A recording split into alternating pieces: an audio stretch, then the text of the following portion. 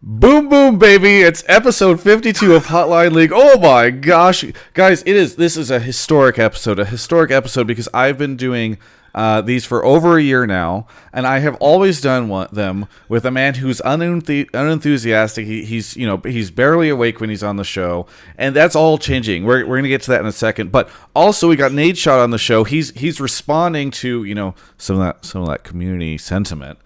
He's coming on the show to talk to you. He's going to be on in the second half of the show.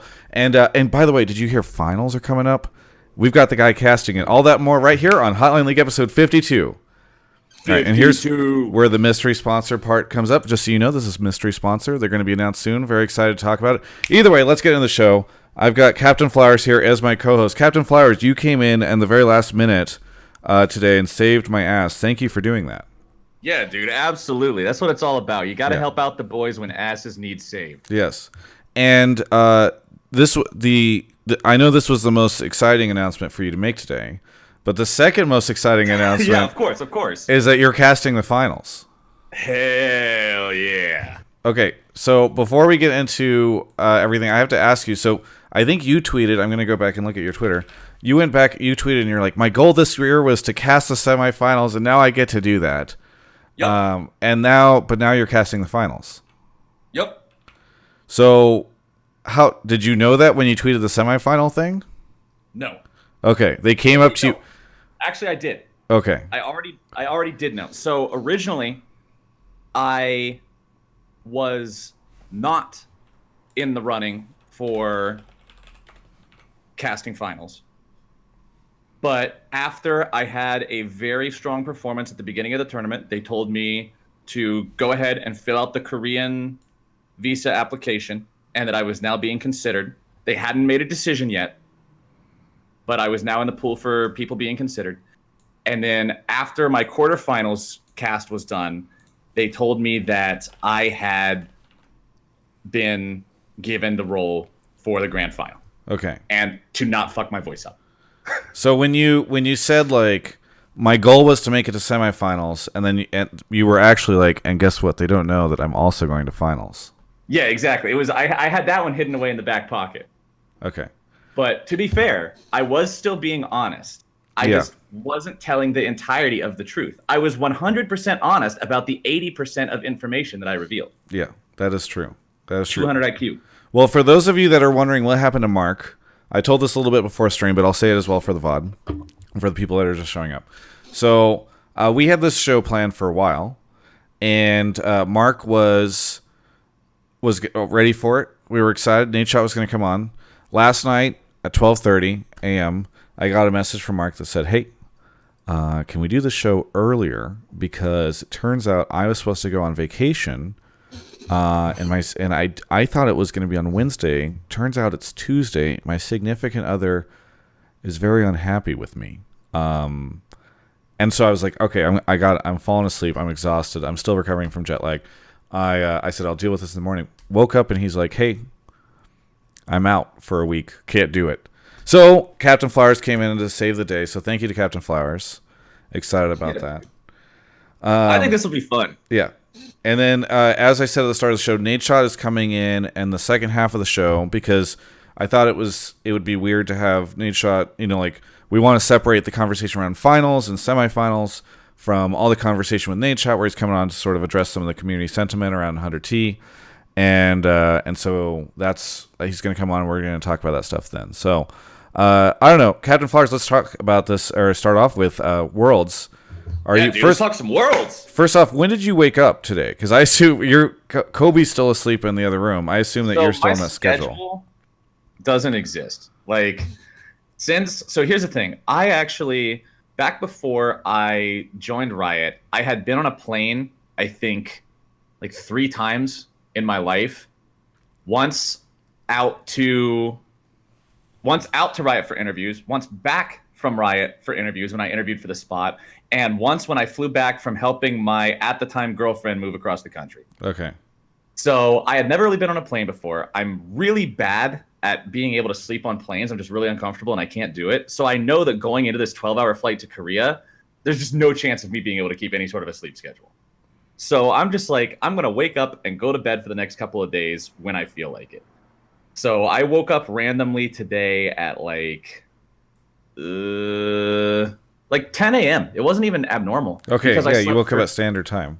yeah, because I slept for like 20 hours beforehand. Yeah. Wait, 20 hours? Yeah, I I was really tired. Yeah, apparently. What were you doing beforehand? I had I was trying to still maintain schedule, but I didn't get much sleep the night before because the schedule. So during Worlds, when we had like the back to back to back to back stuff of like play-ins through groups through quarters, it's actually easier to maintain the schedule because you constantly have work and you constantly have things to do and prep Right. and everything like that.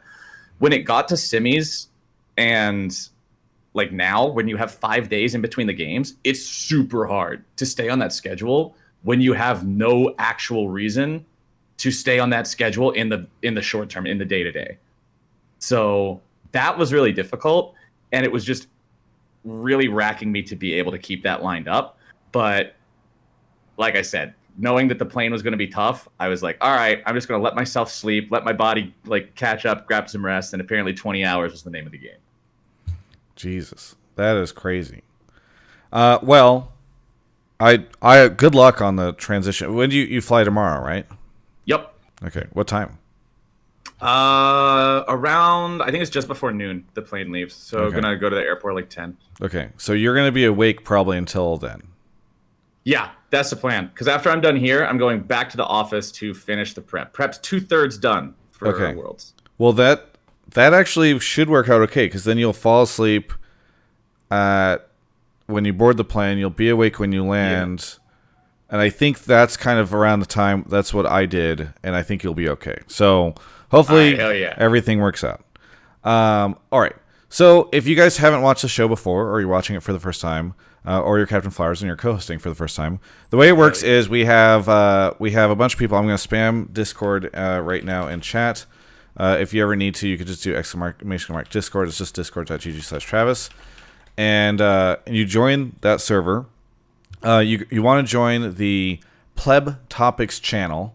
That's where you put your topic in. We're not looking for necessarily questions. I mean, if you can put a question if you think it's like an interesting question or it's a hot take, but what we really want is like a topic. Like, I think IG is going to 3-0, or here's why. I think Fnatic is going to 3-0.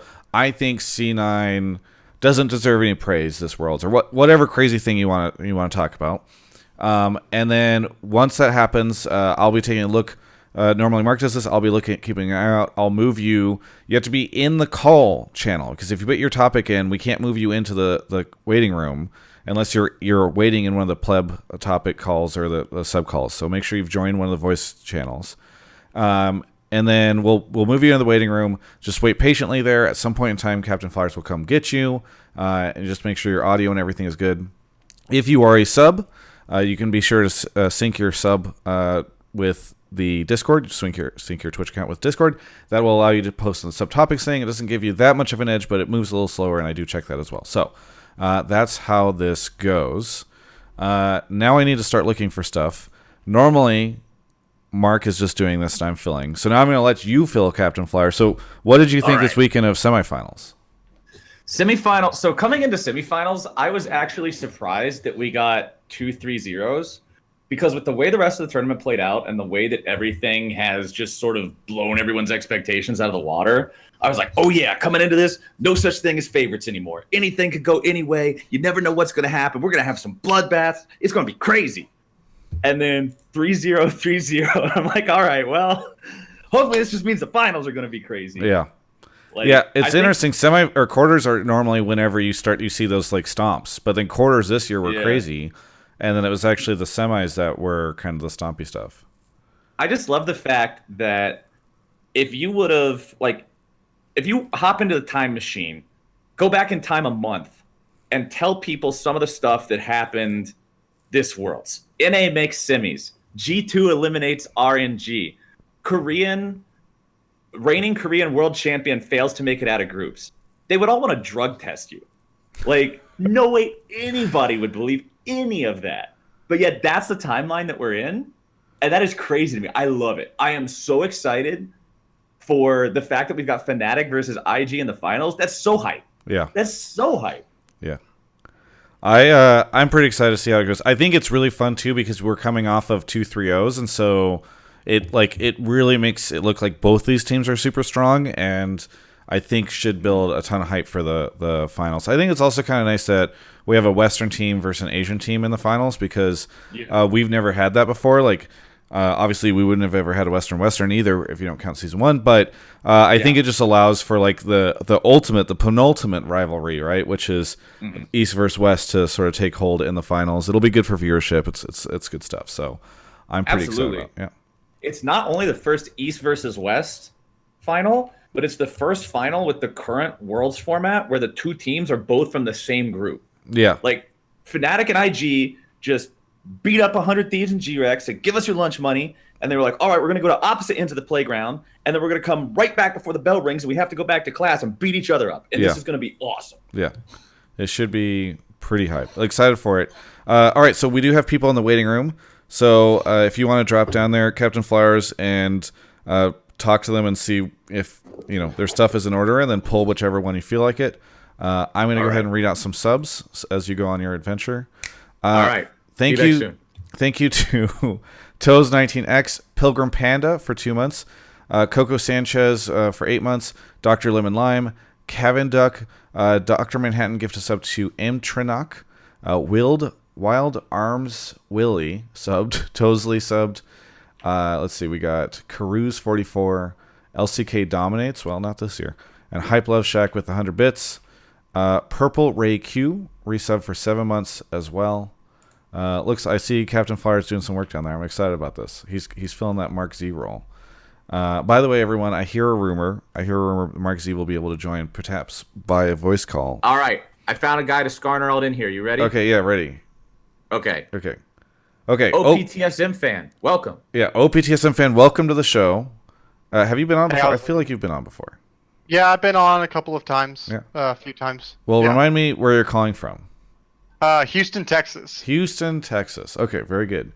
Well, thank you for being a Twitch sub. What do you want to talk about on the show tonight?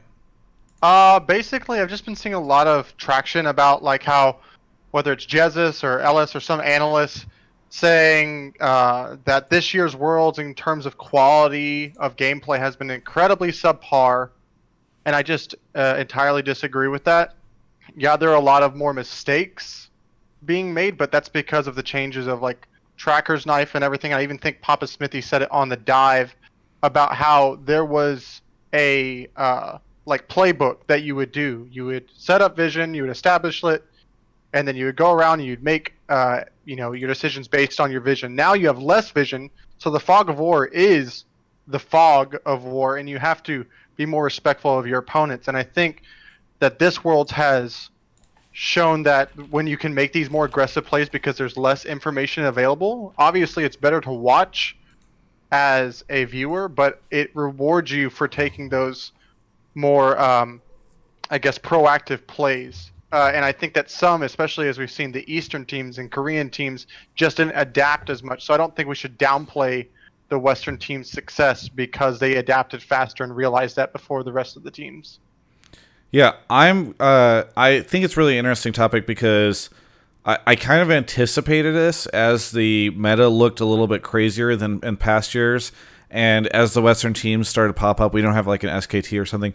People start to be like, well, this World's, it doesn't count as much because maybe the West, they don't have as much of a challenge. They didn't get as good as the other, whatever. I just think it's kind of a weird thing to try to go out and say. It's like, oh, all these teams suck this year. That's why it's working out.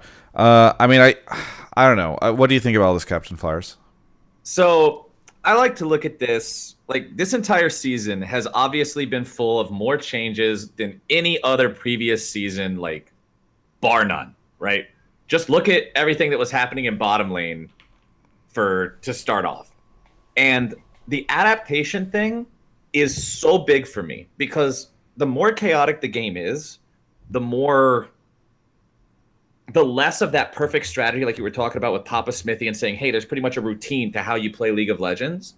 Mm-hmm. The easier it is for teams of a comparatively lower skill level to manage to catch their opponents by surprise. And I'm going to use Golden Guardians as an example from NALCS because Golden Guardians got last place 2 splits in a row. That is not a good record.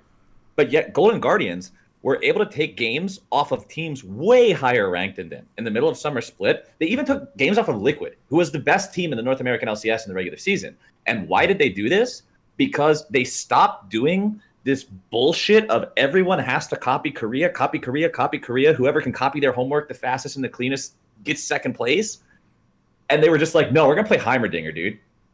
And that, to me, is what everybody should have been doing to begin with. I was, as like a Western fan for the past few years, I've watched professional League of Legends and I've been like, boy, sure is fun competing for a silver medal to the Koreans because we all try to copy their style and do nothing else. And then this year, people are like, nah, man, we're going to play our picks. We're going to have Licorice go top lane with Hecarim. And we're going to have Brox to play Chad Rek'Sai in the semifinals. And we're just going to do all this stuff that fits us so much better. And yeah, and it's so much more fun. I totally agree. And I think that's why we've seen like the LPL be so dominant this year, even with the chance to technically as a region sweep the year if IG wins Worlds, because their playstyle has always been this way regardless of how they play around Vision. And I wouldn't say regardless. Also, I just want to address one thing. I don't want to like mischaracterize people like LS and Jezus.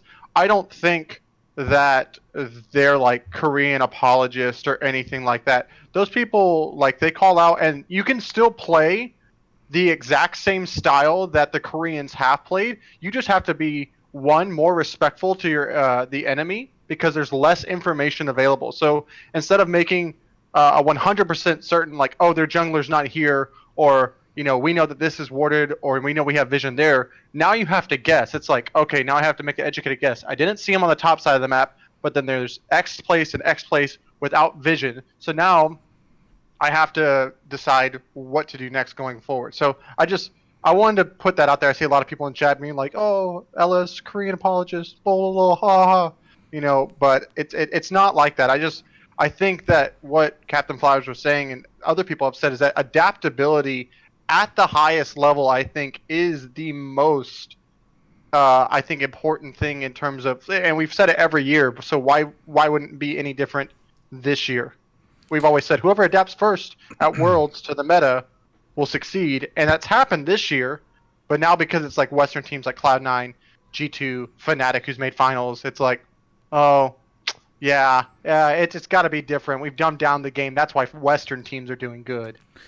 I mean, I think it's fun because this whole conversation creates a really big, interesting dialogue around, like, what is League of Legends, right? Is it supposed to be about controlling Vision? Is it about the team fights? Is it about whatever? The fun thing, I think, for broadcast or for viewers about the broadcast this year is that I think a lot of people have wanted League of Legends esports to be more action-packed, right? I think we talked about this on the last episode, where Kelby had frequently talked about how he kind of compared, like, a lot of the action you see in Dota to some of the games in League where it's like we're at the 20-minute mark and there's 3 kills. I love seeing all the action this year, and I think, you know, team fights take a ton of skill as well, and figuring out how to position yourself, figuring out how to, like, counter some of the aggression that you're going to see from other teams. Like, I think that stuff is really enjoyable, and so I love the idea that this can be this year's League of Legends. And that's what I think it comes down to, is I'm not trying to say that the Korean style of League of Legends, the traditional Korean style of, like, the slower pace, the macro game, like the way that we saw a lot of League be played for the past few years, I'm not saying it's bad. And I'm not saying that you're bad if you try to play that way. I'm saying I think it was bad that everybody else tried to emulate that when they weren't good at it. But it itself isn't bad. It's just one way to play the game. And the problem is, when you look at what League of Legends is at its base, it is a video game. Now, why do people play video games? Want to have fun. And I would be willing to bet any given day that more people want to see individual outplays. They want to see big, exciting fights. They want to see that kind of gameplay, as opposed to, and this is my personal opinion, do not take it anything as such, anything else, the resident sleeper that was lane swaps. That was the darkest time in all of League of Legends for me. I literally would not watch the first 12 minutes of any game. I would just use it to go get snacks because I already knew what was going to happen. Like, and that's what it's kind of coming down to, is the game is changing. The game is shifting. And while, yes, you can say that things have been sloppier just because that's kind of the way the game is leaning towards, I don't think I think that the kind of stuff that those people are saying about how, the level of play hasn't overall been as high, things seem more chaotic, things seem more sloppy at different points, there's definitely credibility to that. But at the same point, you then pose the question, is a more chaotic game bad? And in my opinion, it is not. And I look forward to more games like this, and hopefully a finals that is 5 games of them. Yeah. Well, I think that, just to wrap it up, is that with IG and Fnatic, you're going to see some of the best potential solo laners in the world having those 1v1 outplays. You know, we're kind of having an extended like best of 7 between these guys if it does go to 4 or 5 games because of how their games went in group stage and the tiebreaker game. And I totally agree with you on that. From like an analytical standpoint, I don't necessarily see like people just kind of running around and making a solo queue game. So like in terms of that being a sloppy game, I know that's not what you're saying, but just to address that, I don't like seeing it that way. But in terms of like seeing like people master this game and be able to adapt and do it so quickly to where you can see them not only just adjust to the game and the state of it being like more chaotic or proactive plays paying off more, but then being able to master it and then execute at that high level, which I think both Fnatic and IG obviously have done. I think that's the best type of League of Legends. Yeah. Best of both worlds. Yeah.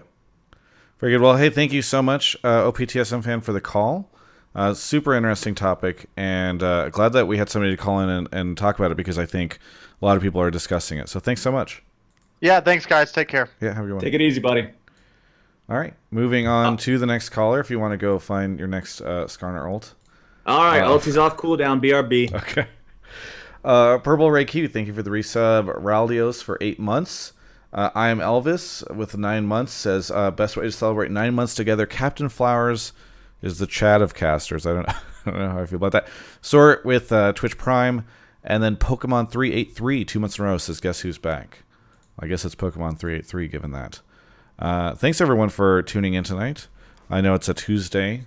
If you are just tuning in, we got CaptainFlowers in the guest co-host role tonight. We're going to have Nadeshot on in just about half an hour to talk about 100 Thieves. Looking forward to all of that. Flowers bring such an upbeat vibe. It's so different. Yes, Mark is low energy at times, so looking forward to it. Yeah, it's Tuesday. We're doing it one day late because we were all coming back from TwitchCon yesterday, I think so.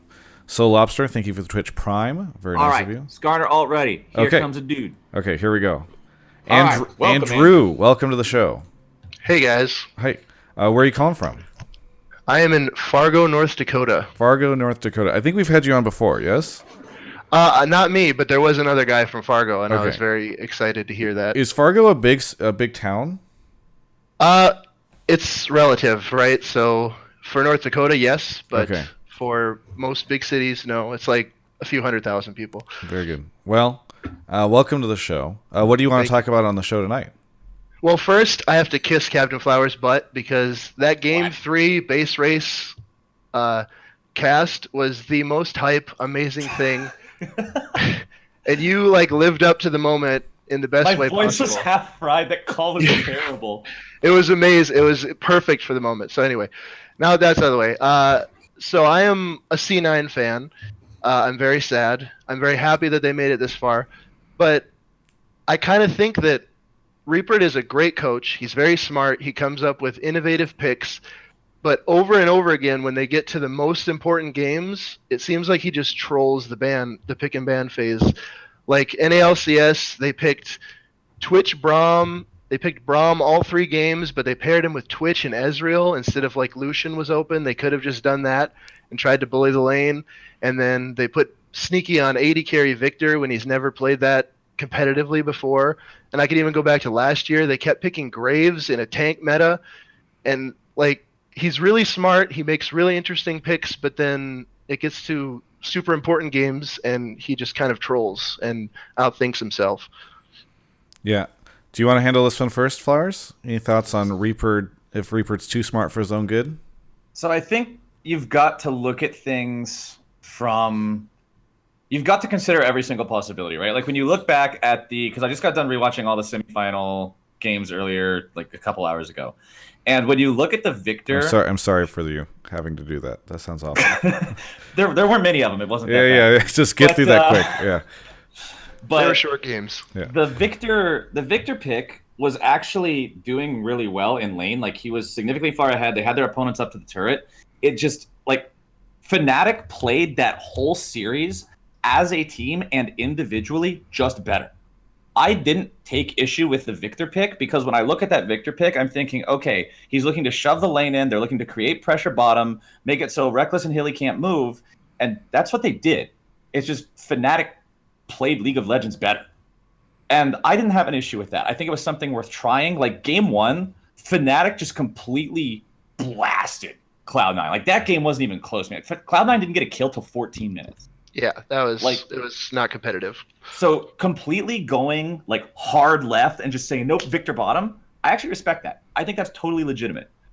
And in terms of I saw one thing that people gave a lot of criticism towards was, oh, Jensen on Lissandra 3 games in a row. They already lost 2 games with it. Why is he on Lissandra again? And all these other things. And it's just like if you look at it in a vacuum of saying, oh, he lost on the champ 2 times in a row, this is problematic. Why not change the champ? I think that you can't look at it in a vacuum like that, and it's not 100% fair to look at it in a vacuum like that, because if they think that the Lissandra pick is still something that they value, and if they think they can still get use out of that, if they think it wasn't what was losing them those games, you can still pick it again. Because I don't think that losing a game means you have to change every element of the strategy. And if they thought that the Lissandra was not the issue, I can see why you would keep it. So while I can understand people's frustrations with it at a surface level, I think if you look at it from the viewpoint of what was the goal here, what was it supposed to accomplish, and why did it fail to accomplish that, I don't have as much of an issue with the draft in this game, or in that series, I should say, as I do with the fact that I just think Fnatic played better. I don't think that changing Cloud9's draft would have changed the outcome of that series based on how damn good Fnatic looked. And this is coming from someone who really loves to see North America do well. Fnatic just outclassed them. Yeah, I kind of, I don't want to waffle here, but it's interesting in that I'm a big believer in this idea that unless I see a ton of analysts come out and just say like, oh man, that pick and ban was awful, because I'm no analyst here and I trust the word of a lot of the folks in the industry.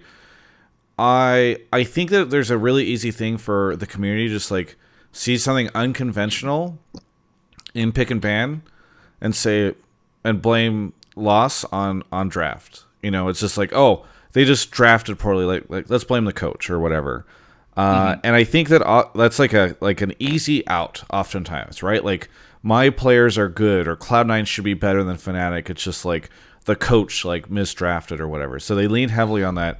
And I think we talked about this in the middle of Summer Split when you saw TSM and some of the other teams trying like more unconventional pick and ban. There was this kind of conversation around like, well, look, that stuff could work really well and everyone thinks it's genius. You shouldn't just like fault anybody for trying something unconventional if they lose, because if like you fault everyone every single time they try something unconventional, like you're reinforcing this idea that like you can only play whatever is standard. And that's not you're good. Reinforcing the follow the best Korean team meta. And on the other hand, I do think that after 2 games of losing, I do wish, and I have an interview that I did with Medios this past weekend at TwitchCon where he's just sort of like, I wish that they had just given at least 1 game of like some of the stuff we expect to see out of Cloud9. And we don't know, like maybe they were getting trashed in scrims all week using that stuff and they feel like they don't want to because, you know, I'm always alluding to my own interviews. But when I talked to Zazel after quarterfinals, he was basically saying like, yeah, these quarters were not surprising to us that much because, you know, the audience doesn't really see the full picture of what's at Worlds, right? Like what's going on in scrims and the things that are popping up in the scrim circuit and all that stuff. Like it's it's kind of like you're only seeing the tip of the iceberg in terms of like what is actually going on behind the scenes at World. So I think it's interesting. But I don't know. I kind of disagree with the general sentiment. I'm with Flowers on this one, Andrew, that like just because they tried something unconventional doesn't necessarily mean that it was a bad decision. Right. And I don't disagree that Fnatic was clearly better. I don't think anybody could have watched those games and said like, oh, if C9 had picked one different champion, it would have been C9 pretty much got smashed. Like, I can't defend that. And I don't even specifically mean this series so much because they were so clearly outclassed, but it just feels to me like he's at times like the Lissandra pick, he just kind of stubbornly just says like, I'm gonna make this work, instead of, like you said, Travis, I would have liked, like in game 2 they banned LeBlanc.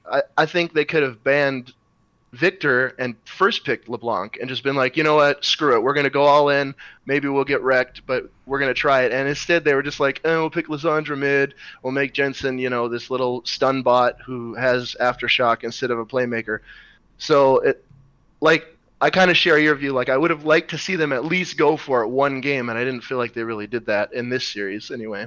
Yeah, it's curious. I wonder if they just, I don't know if it would be interesting to talk to Reaper about it.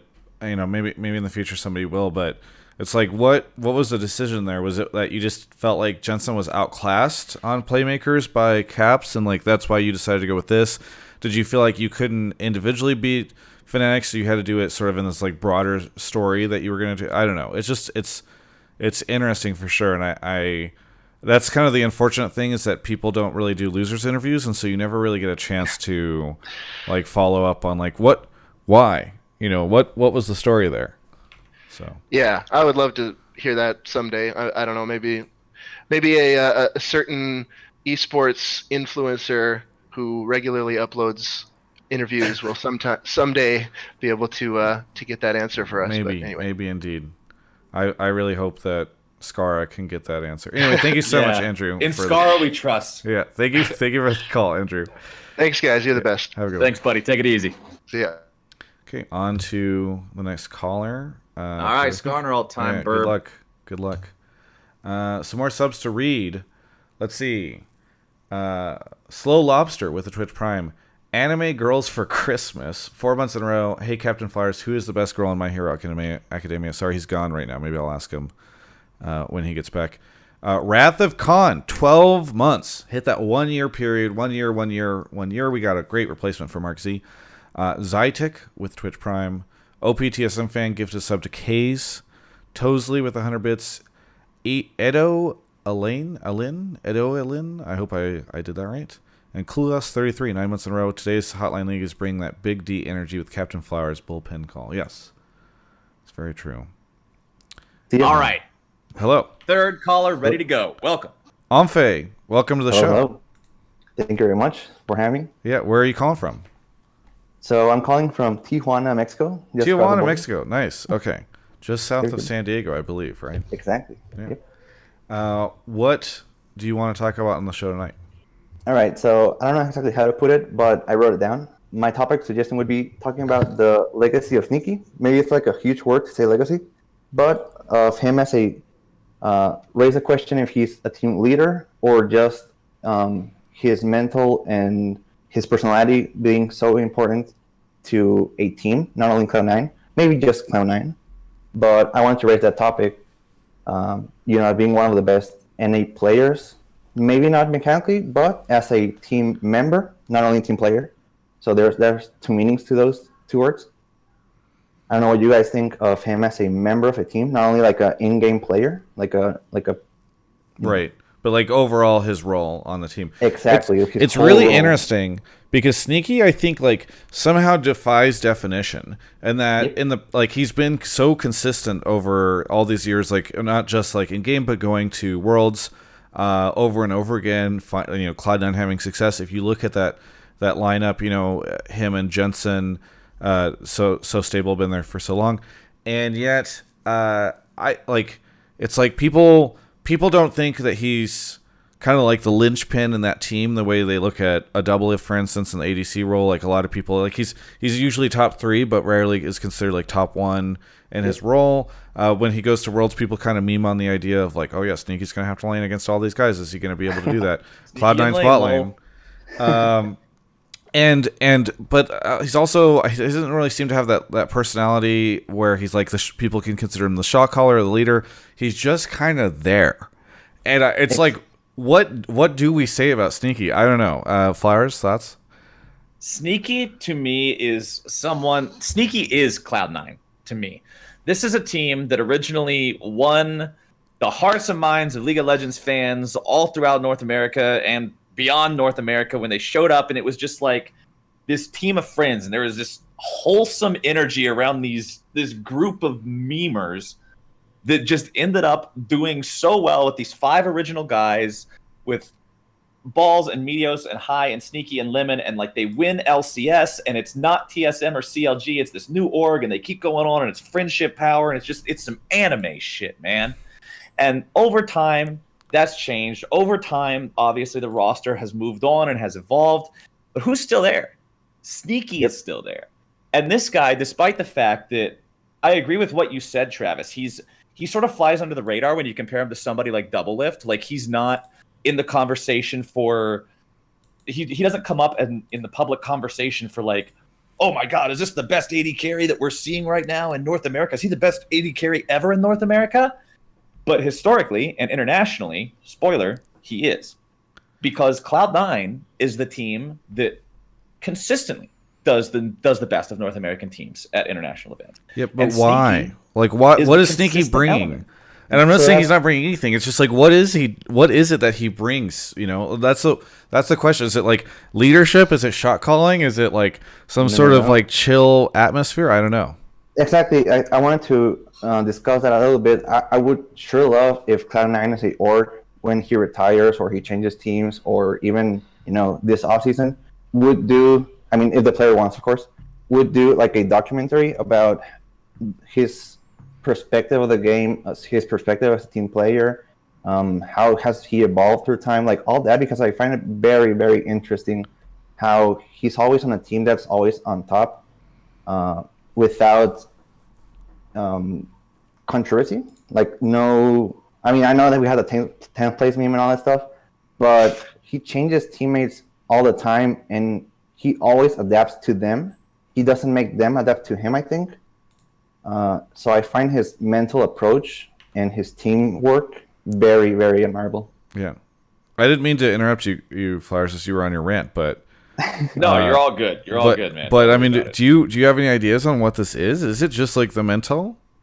I honestly don't know. I've not personally interacted with Sneaky much myself, but everything that I've heard about him from people that have been like teammates in the past or have just worked with him in general or just heard about him from other people in the scene, everybody seems to say he's a stand-up guy.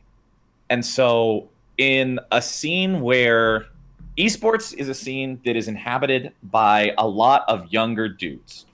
And younger dudes can often have issues with getting along with people, with seeing eye to eye, with egos being kept in check can be a big thing.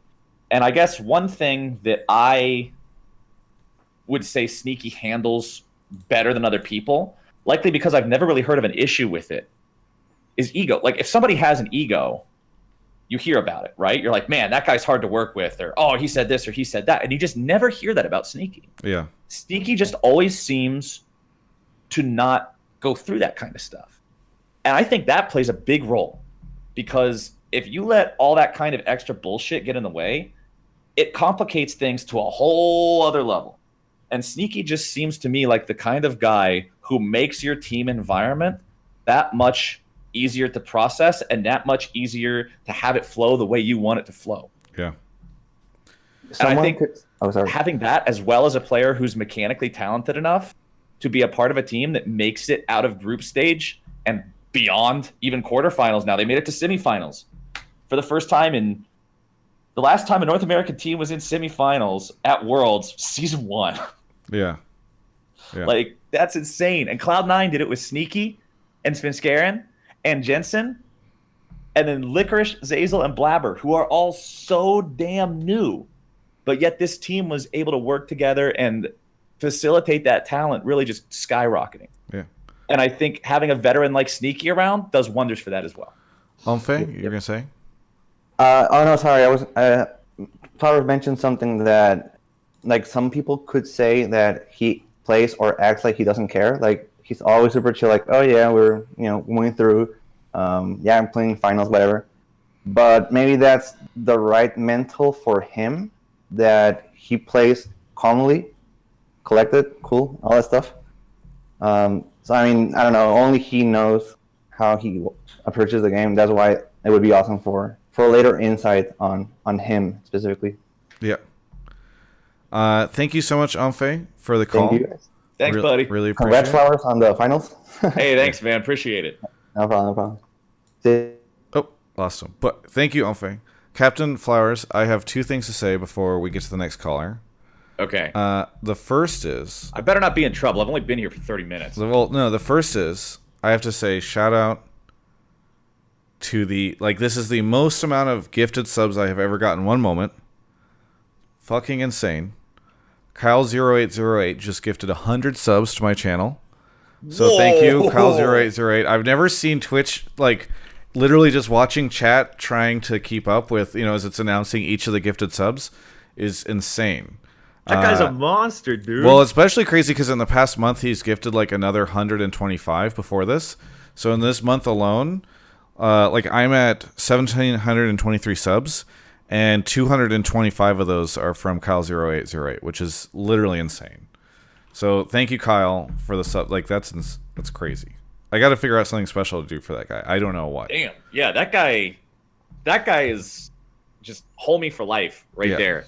And it's gonna, like, I don't even know how to go. My Streamlabs is just like screwed. I have to scroll all the way back to find people. Either way, thank you, Kyle0808. That's crazy. Secondly, Captain Flowers, that's a very important question. What is Champions of the Forgotten Realm? Isle? Oh, it's a clicker. It's a Dungeons and Dragons clicker game that I leave AFK. Okay. Why? Just curious, because I was gonna say you've been playing it for 54 minutes. How do you see that? On Discord? Discord says what you're playing. Yeah, it's literally just an idle clicker game. Yeah, nice. I leave it running. It's better than most clicker games because you get to watch your guys actually swing their swords at the monsters. Yeah. Well, if you want to head off and grab the next person, I'm gonna figure out some way to shout out Kyle0808. I don't know what to do. But all right. Off you go. Skarner ulti ready. BRB chat. I love that he has he has like an ability thing. This is a shtick now. He's just Skarner ulting people. Cool33, 9 months in a row. Oh, we got you.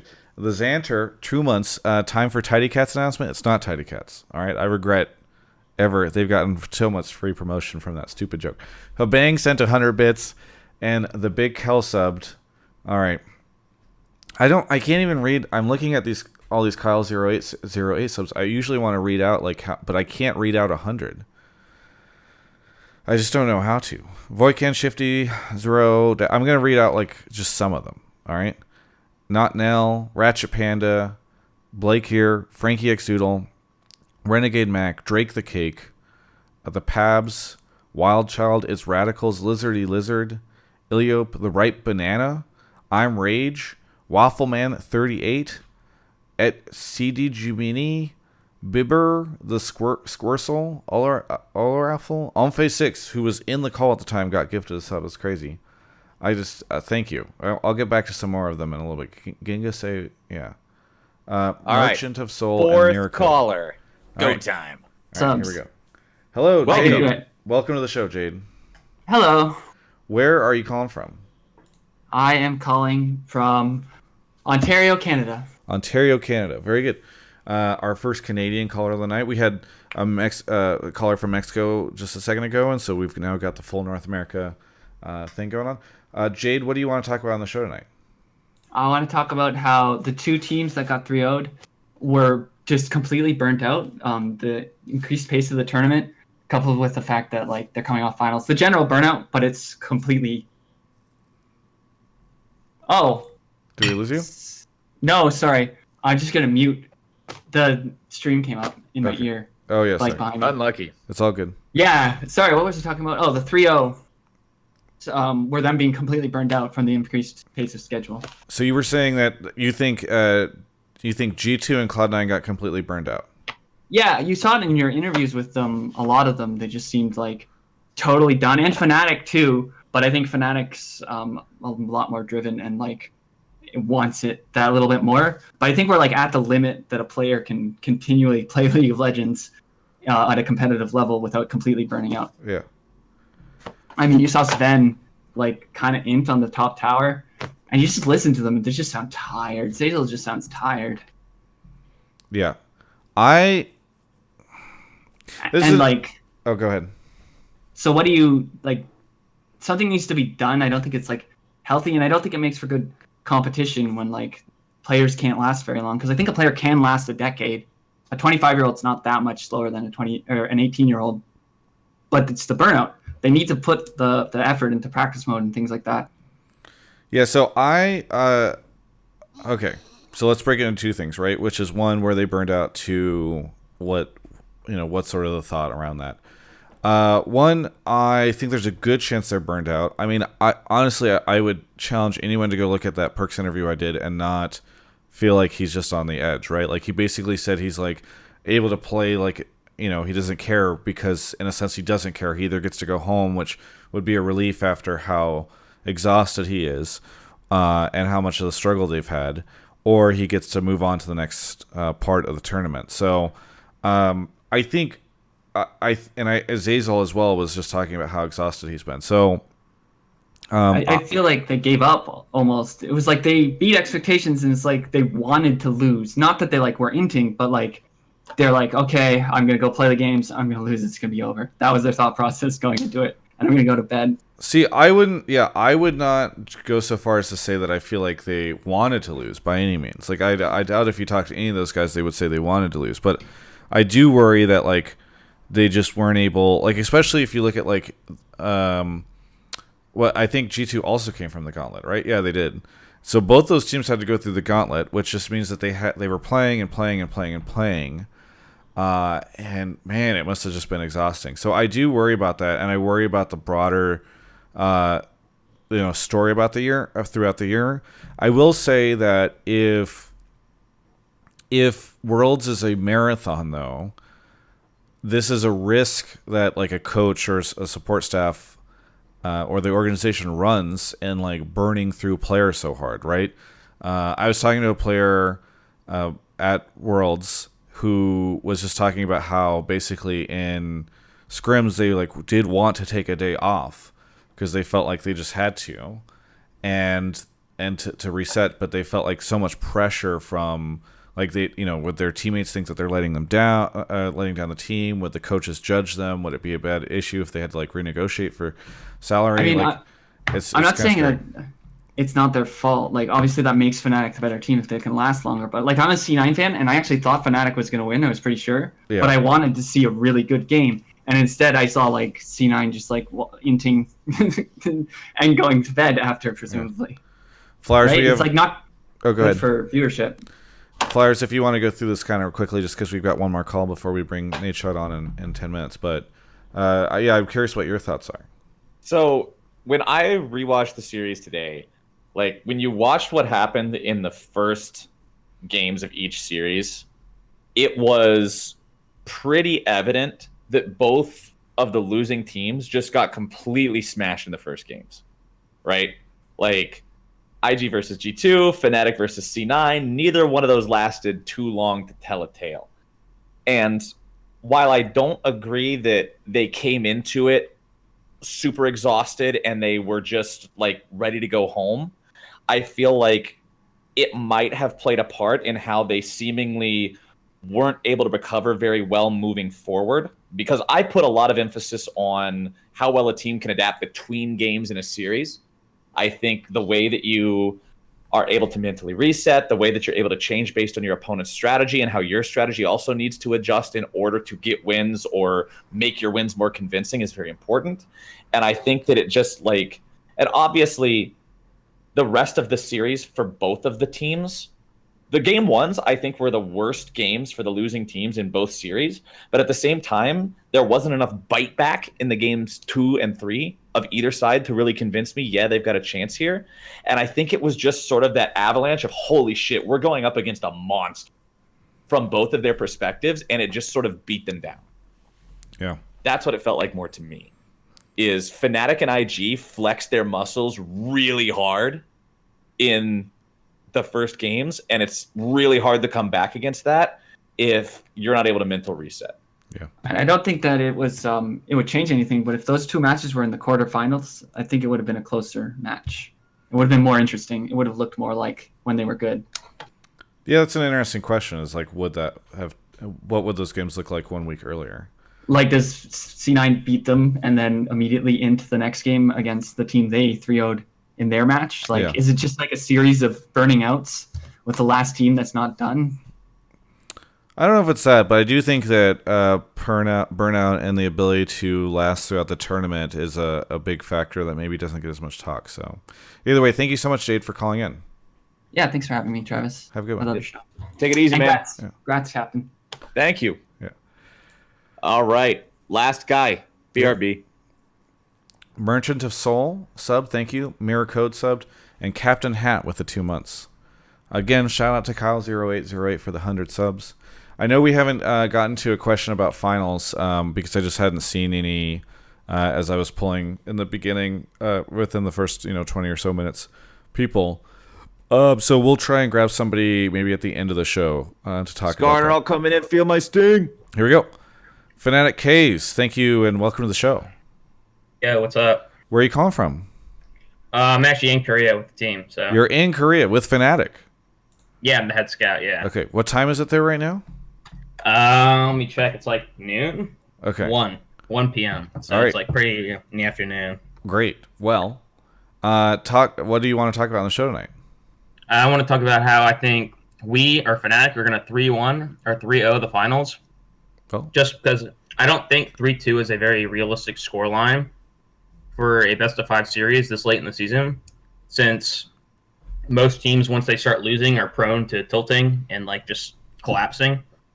Especially a team like IG, who have been historically known for not being able to close out series, especially someone like Jackie Love, who he's so young, he doesn't have the world's experience to like stay mentally stable. So I think once like we start winning, it'll create a snowball effect. Whereas like our roster has more experience, like we have like Martin or Reckless, so as like even Broxa and Caps, like this is their second year in Worlds, like they have more of a background and how to do. And then the side topic I want to talk about is the semifinals expectations or results. I think Cloud9 were probably the most overhyped team in World Semifinals history, considering. Can we do your first topic first? Because you're like, the side topic. There's no such thing as a side topic. That's just a second topic. You've now you're shoehorning in this other one. You've Trojan horsed into the channel to shit on the C9 after. To be fair, it wasn't a Trojan horse. He said, I have this and a side topic, and I said, lol, okay. Yeah. And then I Skarner ulted him in. Yeah. Well, when I pulled him into the waiting room, he didn't say anything about a side topic. Okay. We'll get to the side topic. But first off will your match go 5 games? First off, I love how you're just like, I mean, it makes sense because you're with Fnatic, but you're like, yeah, I mean, it's going to be 3-0 or 3-1 when we beat them. There's no discussion around like, if IG wins, it could go, it would be a 3-0 or 3-1. There's just in your mind, it's already done. I think if IG win, it'll be mainly through their solo lanes, which I think the public perception is very tilted. Like, I don't think the separation and skill in our solo lanes is as big as everyone makes it out to be. Yeah. Which is the biggest argument. I mean, they beat you once. Yeah, what was the first game? Group stage. Yeah, group stage first game. Yeah. Yeah, that game was on, I think it was the late invade game, where we just got dove level 3 bottom lane. Well, I want to thank you because this call will be a VOD that I'll release if IG beats you. But it'll get great views. Content. Lovely. But yeah, I mean, okay, will it go 5? So I asked Twitch chat because I was trying to make sure I remembered. I remember 2016 went to 5 games, but actually I think that's the only time that we've seen a World Final go 5 games. So it's a good there's a good chance that you're correct. Statistically speaking, World Finals games don't seem to go to 5.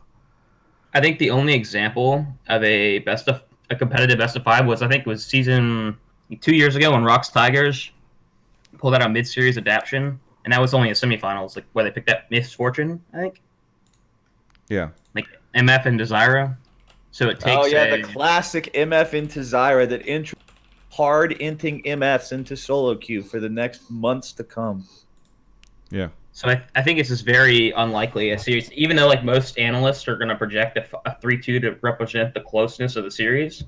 I think realistically it's going to be a 3-1 IG or a 3-1 us. Okay, so you are opening it up now. Now that you said that, I've said that I'm going to release this as a VOD. You're opening it up to the idea that IG could 3-0 yeah, 3-1. I think IG can absolutely win. I think it's really 50-50. Okay. Good save. The walk back.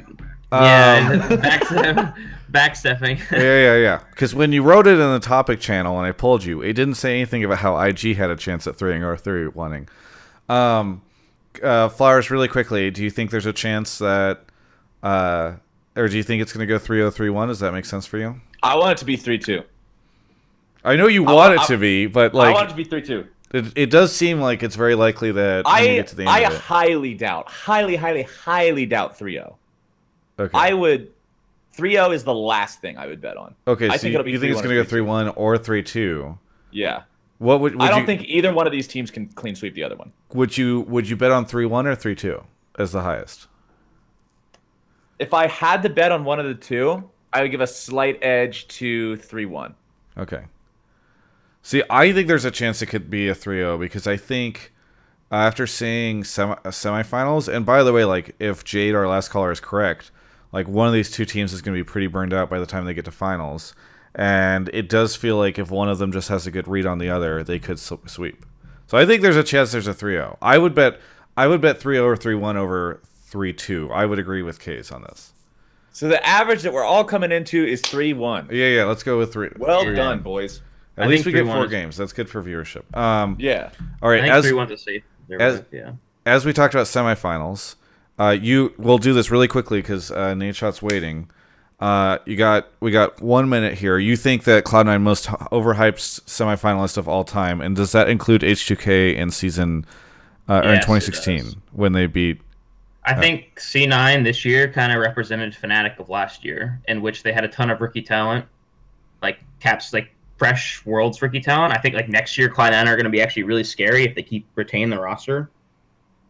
But it's just like this year, it's like you look at C9's roster and you don't see a clear dominant lane that can win on a top end world stage. Yeah. Like the way they I think against Afrika game 1, they played Zenzao. They Kuro saw him on a ward, traded flashes mid lane, and then he just flashed on a mid lane. Like that gank should never work. So a lot of the ways C9 won was very one off, I felt. And then even then, I think Afrika were just completely boom. So it just kind of snowballed. Like once they got a few wins, Afrika just completely collapsed. So would you say C9 fluked their way to semifinals? I don't think they fluked it. They definitely earned it, but they had an easier road than if Korea was performing at an average level.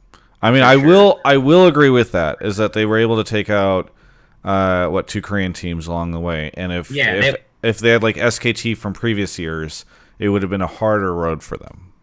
Or if anybody had SKT from previous years, it would have been hard for them. SKT won 2 years in a row and then went to 5.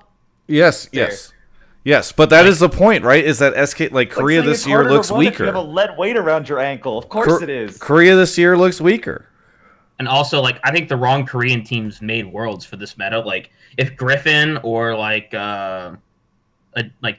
Griffin KT and say I don't know, X other team made it Kingzone, I think Korea would look a lot stronger. I think just the meta suited faster gameplay, and Gen.G has been known for being a historic slow based team, and then same with Afrika, have always been a slow based team. So. I disagree that they're the most hyped semifinalist of all time, but I will agree that there was a little luck involved and that they were able to take advantage of that. Yeah, I mean, it's on that. They still capitalized on the opportunity, but definitely some luck involved. All the NA fans now hate you, Case. I'm going on record saying I think Cloud9 deserved their hype. I'm from America, so it's kind of whatever. So very good. Well, thank you for calling in. Good luck in just a couple days. Peace out. Yeah, see ya. Later, dude. All right. Well, that was fun. Oh, yeah. Right. So let's get... At the beginning of that call, before we bring Nadeshot in here, I have a very important question to ask you real quick, Travis. Yeah. Can I ban the guy in the Discord that said Skarner's overrated because he's just fucking wrong? Everybody's allowed you to can have kick opinions, him, but you cannot... You can kick him, but you cannot ban him. As we get Nadeshot in here, feel free, people, to put your topics in for pleb topics and subtopics. All right, where is Mark Z? He said he would be on right now. Mark? Yeah, he said he'd call in for a little bit. Oh, hell yeah. Audio only. Okay, and then we need Nadeshot. Is he in any of these? Hey, guy that says Skarner is trash in the chat. Guess where you're going, my friend? Oh, wait, I don't have... Hey, Travis, give me a mod sword real quick. Are you just real quick. You're time him out for 10 minutes? Time him out for a short period of time. What is your... I should be getting him in here, but now I'm handling this. Where are you? CaptainFlowers 22. Okay. All right. There. Now you're mod. Okay, you mess around and do your thing while I handle this stuff. We have mod now? Test. We need Mark Z to get in this. Where's Mark?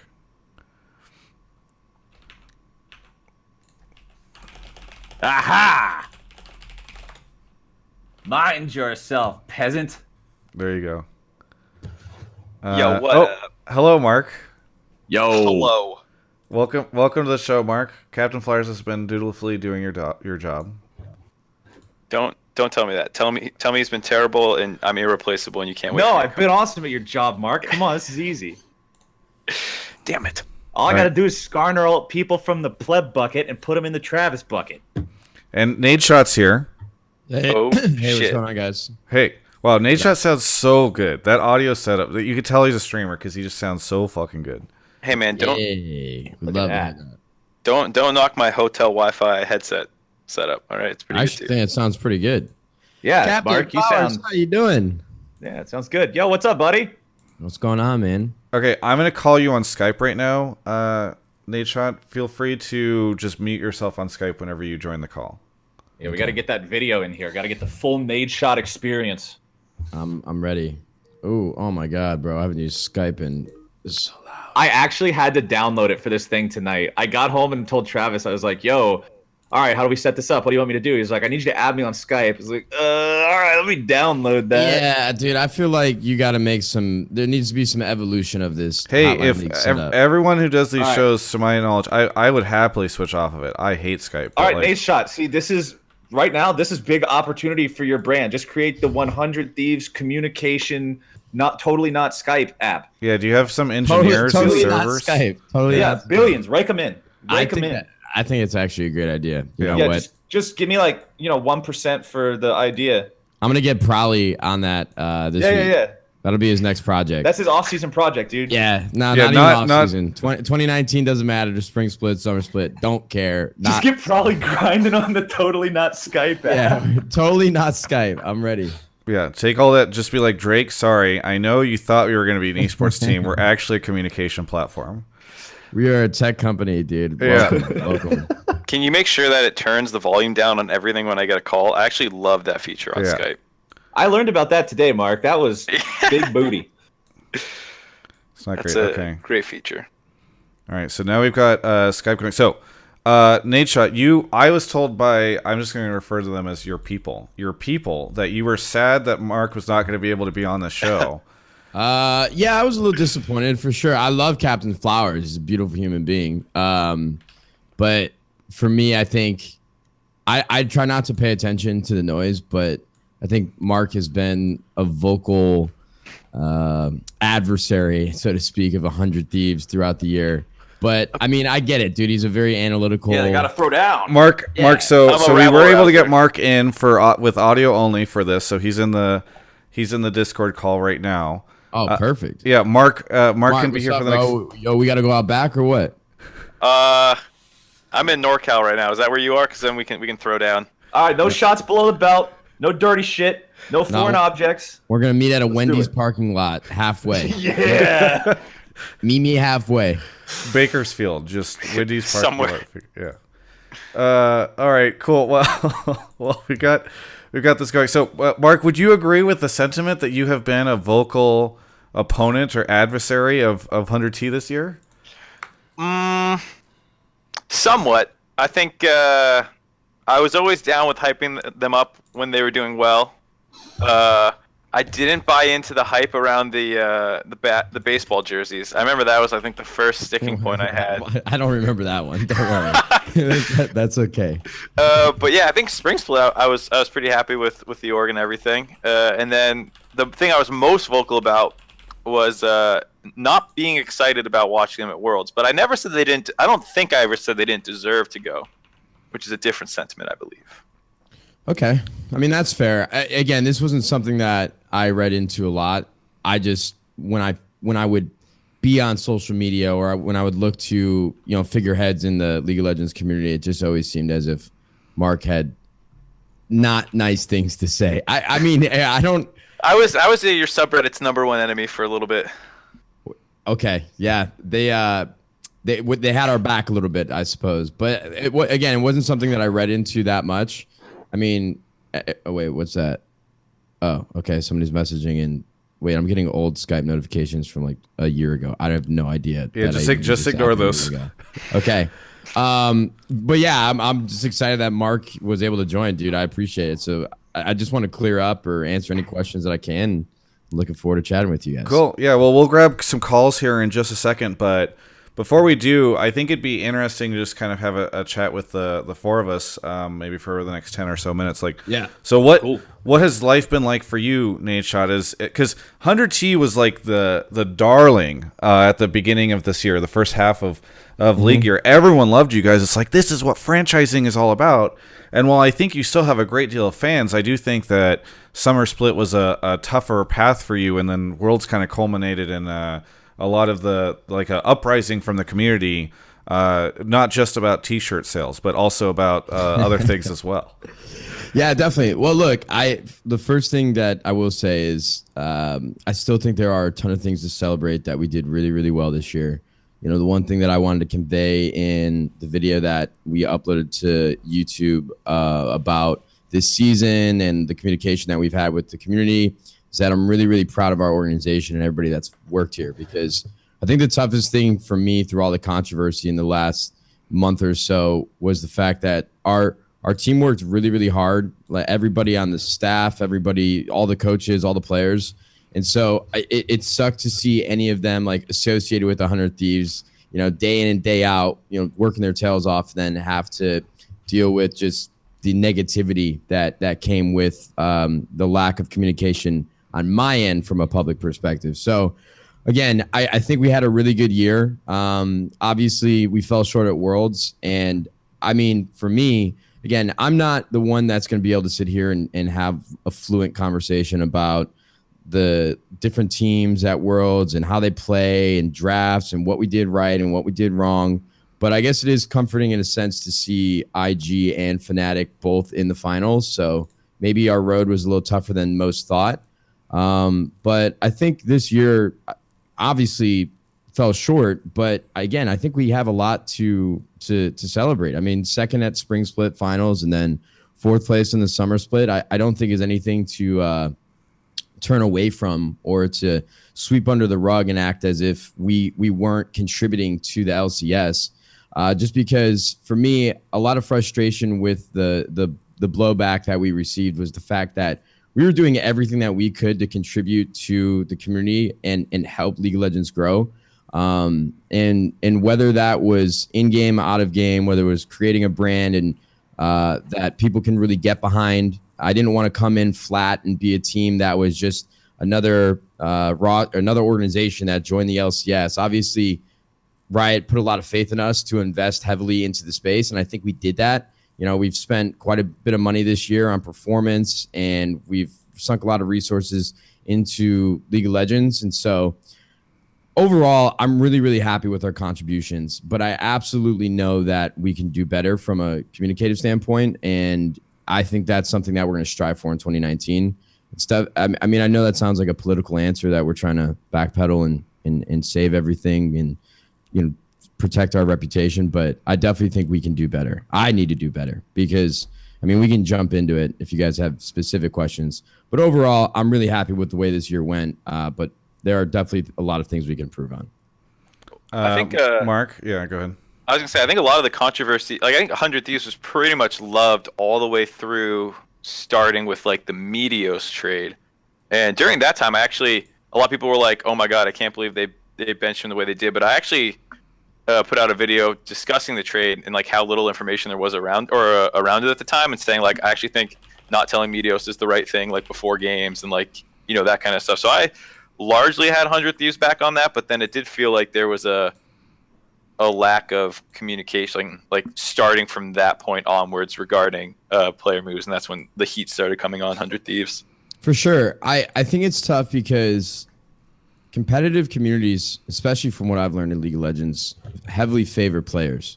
Now, there are many different reasons why we had to move away from Meteos on the starting roster. Obviously, a really talented player. I actually got along great with Will. I thought he was a fun dude to be around. We have a very, very quiet team, very reserved team. And that was something that was incredibly surprising to me. I haven't been around a roster that of players in video games that have been as quiet as our roster was in the spring split. And Meteos was actually one of those players who was vocal. And, if we went out to dinner, he'd hang out and shoot the shit. And it was a great time. I still have a ton of respect for Will as a player and as an individual. But there were multiple different reasons why a trade had to happen or we had to move forward from him on the roster. And I've said this multiple times, and I still stand by the sentiment. We aren't going to talk specifically about why we made the trade, right? For us and for me specifically, I took a hard line on making sure that we protect our players in and out of the game, whether they played for us, whether they play for us, or whoever's going to play for us in the future. And so for me, I just figured at that time that it was best to just move forward, not focus on what had happened in the past, and just to have our team try to focus up to continue to try to win. It was a tough decision. It's something that we talked about for many, many, many hours and many, many, many days on how we were going to share the information. And at that time, truthfully, I felt as if we didn't owe anybody an answer. And maybe that was short-sighted. I didn't feel like we needed to explain why we needed to make this trade. And I think it's tough too. There aren't a ton of parallels between traditional sports and esports. And I like to make those comparisons. I mean, after every single game, after an NBA game, there's a press conference and there's tons of media outlets that interview the coaches and the players and whatnot. And that's something that exists with, like, Travis does a great job at the studios. And obviously you have post-game interviews after certain games at LCS with players. But besides that, it's really the organization's responsibility or job to decide how they want to communicate with the media and their fans and the entire community. And so in that moment in time, I just felt as if we didn't really owe anybody an explanation. This was our team. These were our coaches. This was all of our decision making, and we thought it was best for us at that moment. And that's just the book is closed. Let's just keep moving forward. So again, I do know that we probably should have communicated a little bit better, but that was the thought process. How did that roll into the Cody Sun thing? Because what was interesting to me was that I felt like the Meteos stuff, like from my perspective, it went like this. Like, you guys said nothing.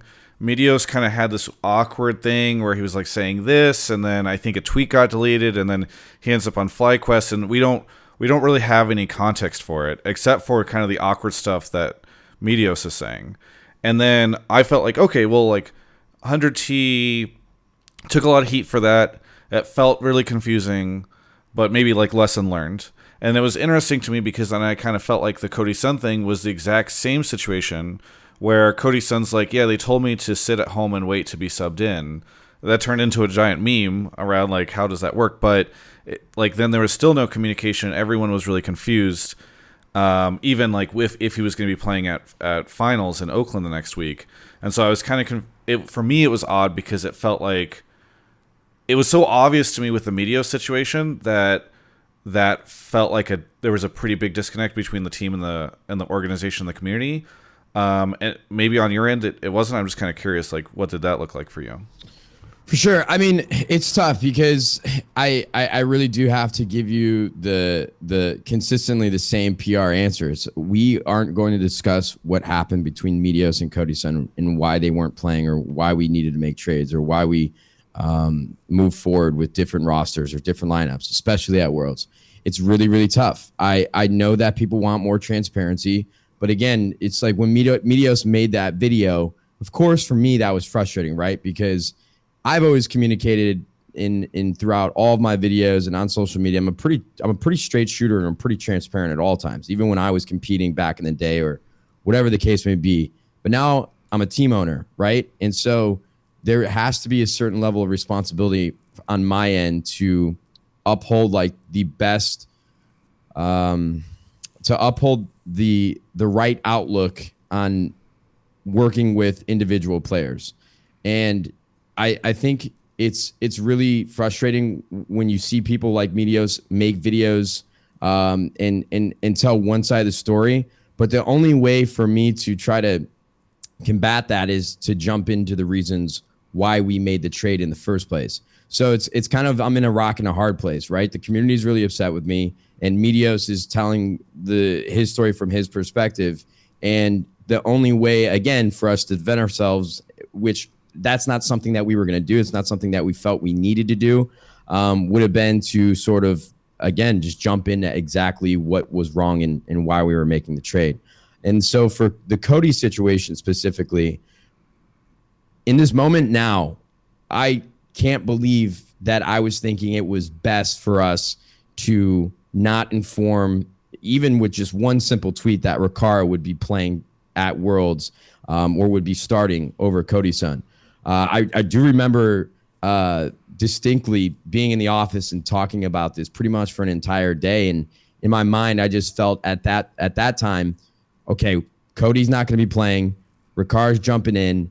If we make a tweet, there's going to be a huge backlash, a speculation, and there's going to be Reddit threads, and there's going to be tweets, and people are going to be just losing their minds over this. And so I don't know how much our players use social media before matches.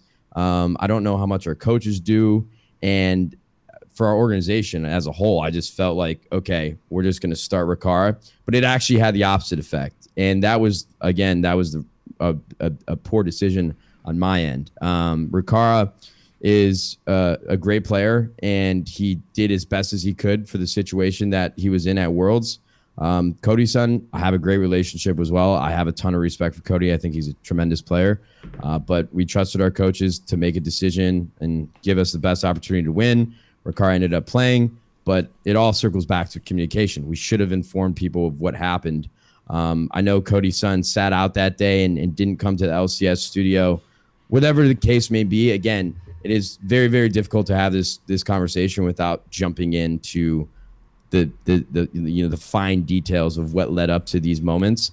But again, we just did what was best and what we thought was best and trusted our coaches to make decisions.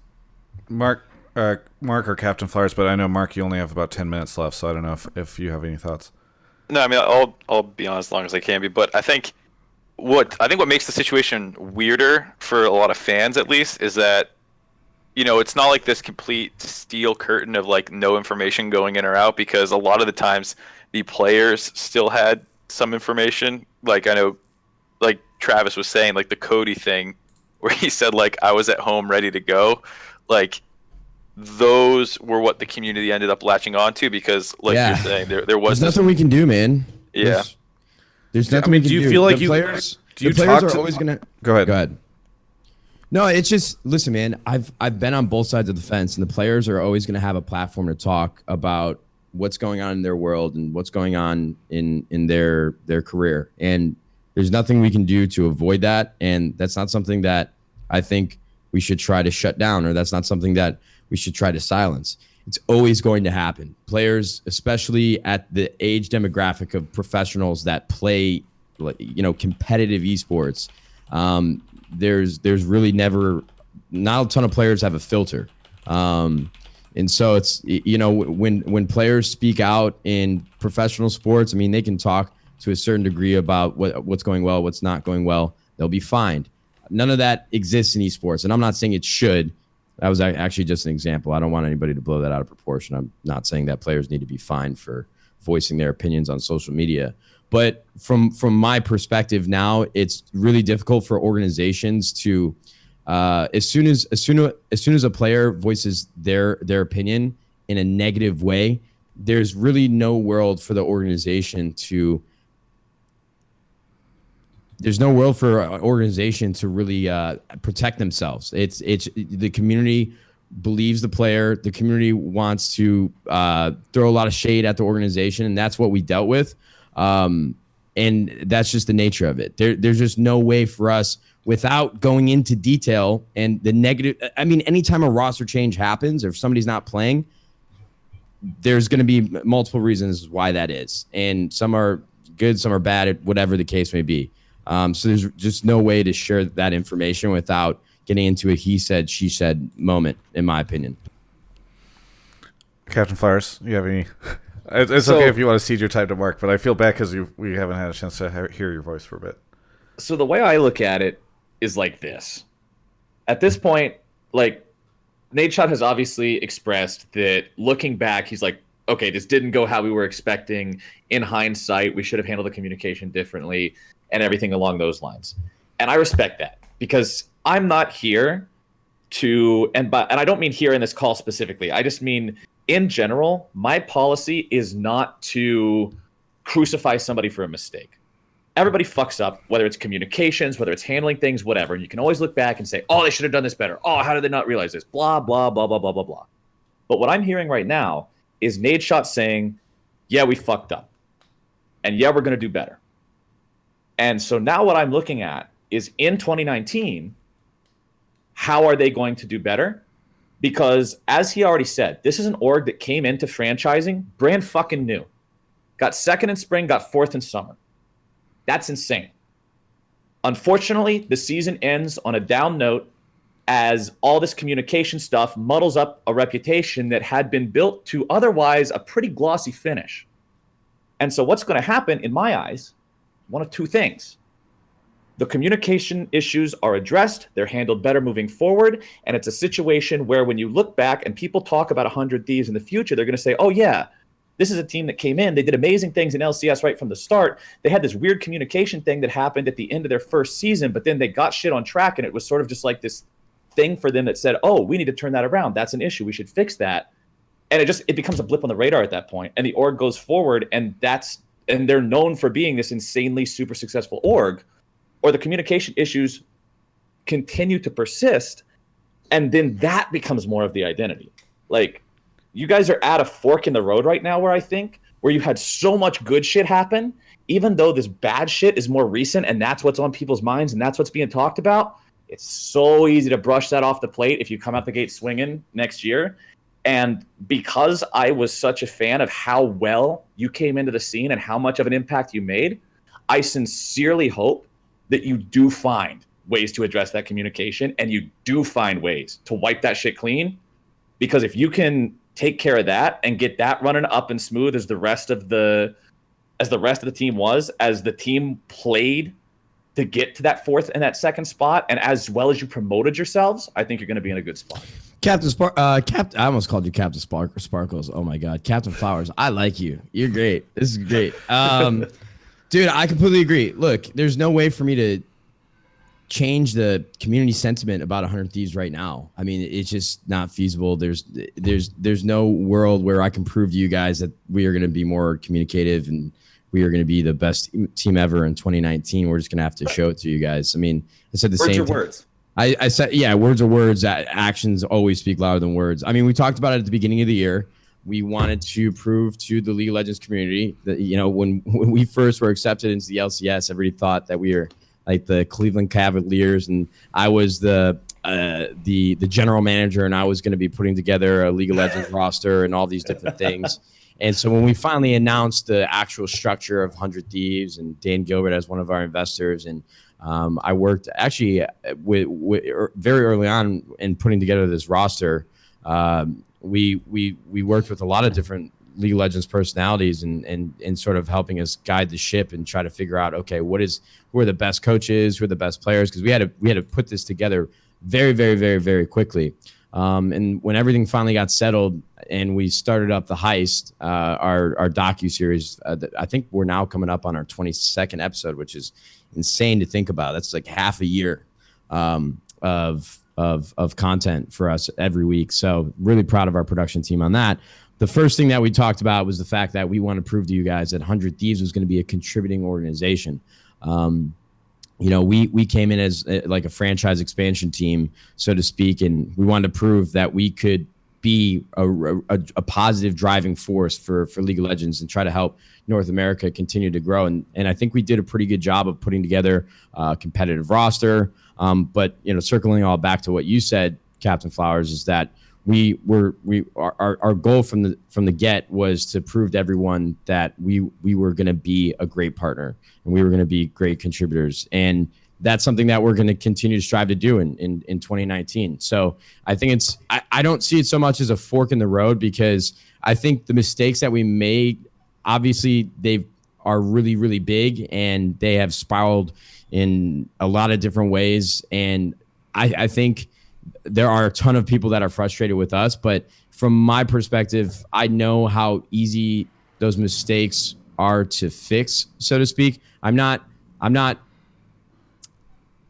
generalizing all of our problems and saying like it's we're just gonna fix it right now and it's gonna be super easy. I'm not trying to. That's absurd. There's no way you can just say, "Yup, it's fixed," and it's fixed. Well, I'm not trying to downplay the mistakes that we made. But I'm just saying, for me, I'm not intimidated by the fact that we need to communicate better. And I think those were the majority of our issues that people were upset with the most. So I really do believe it will be easier for me personally and the organization to have more transparency next year.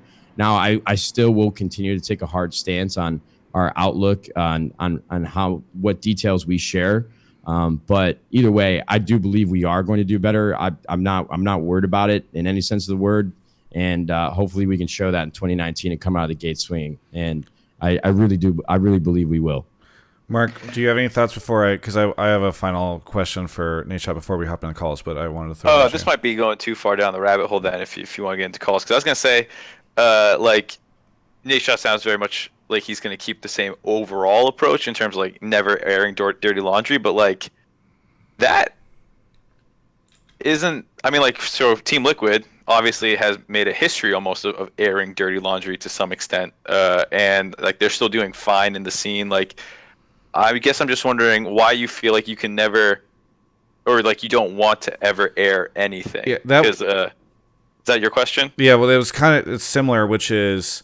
My concern is that, so I think one is I don't think that you need to come out and say something like Cody's son is a jackass and Medios was a jerk and he hated Aphromoo and Aphromoo hated him. Like, I don't think those are the answers people are always looking for, but I do think other orgs have found delicate ways to say like, hey, look, we felt like based off of what was going on behind the scenes, like we needed to make a change. Our performance wasn't right. The team just wasn't gelling together. And this is what's going on.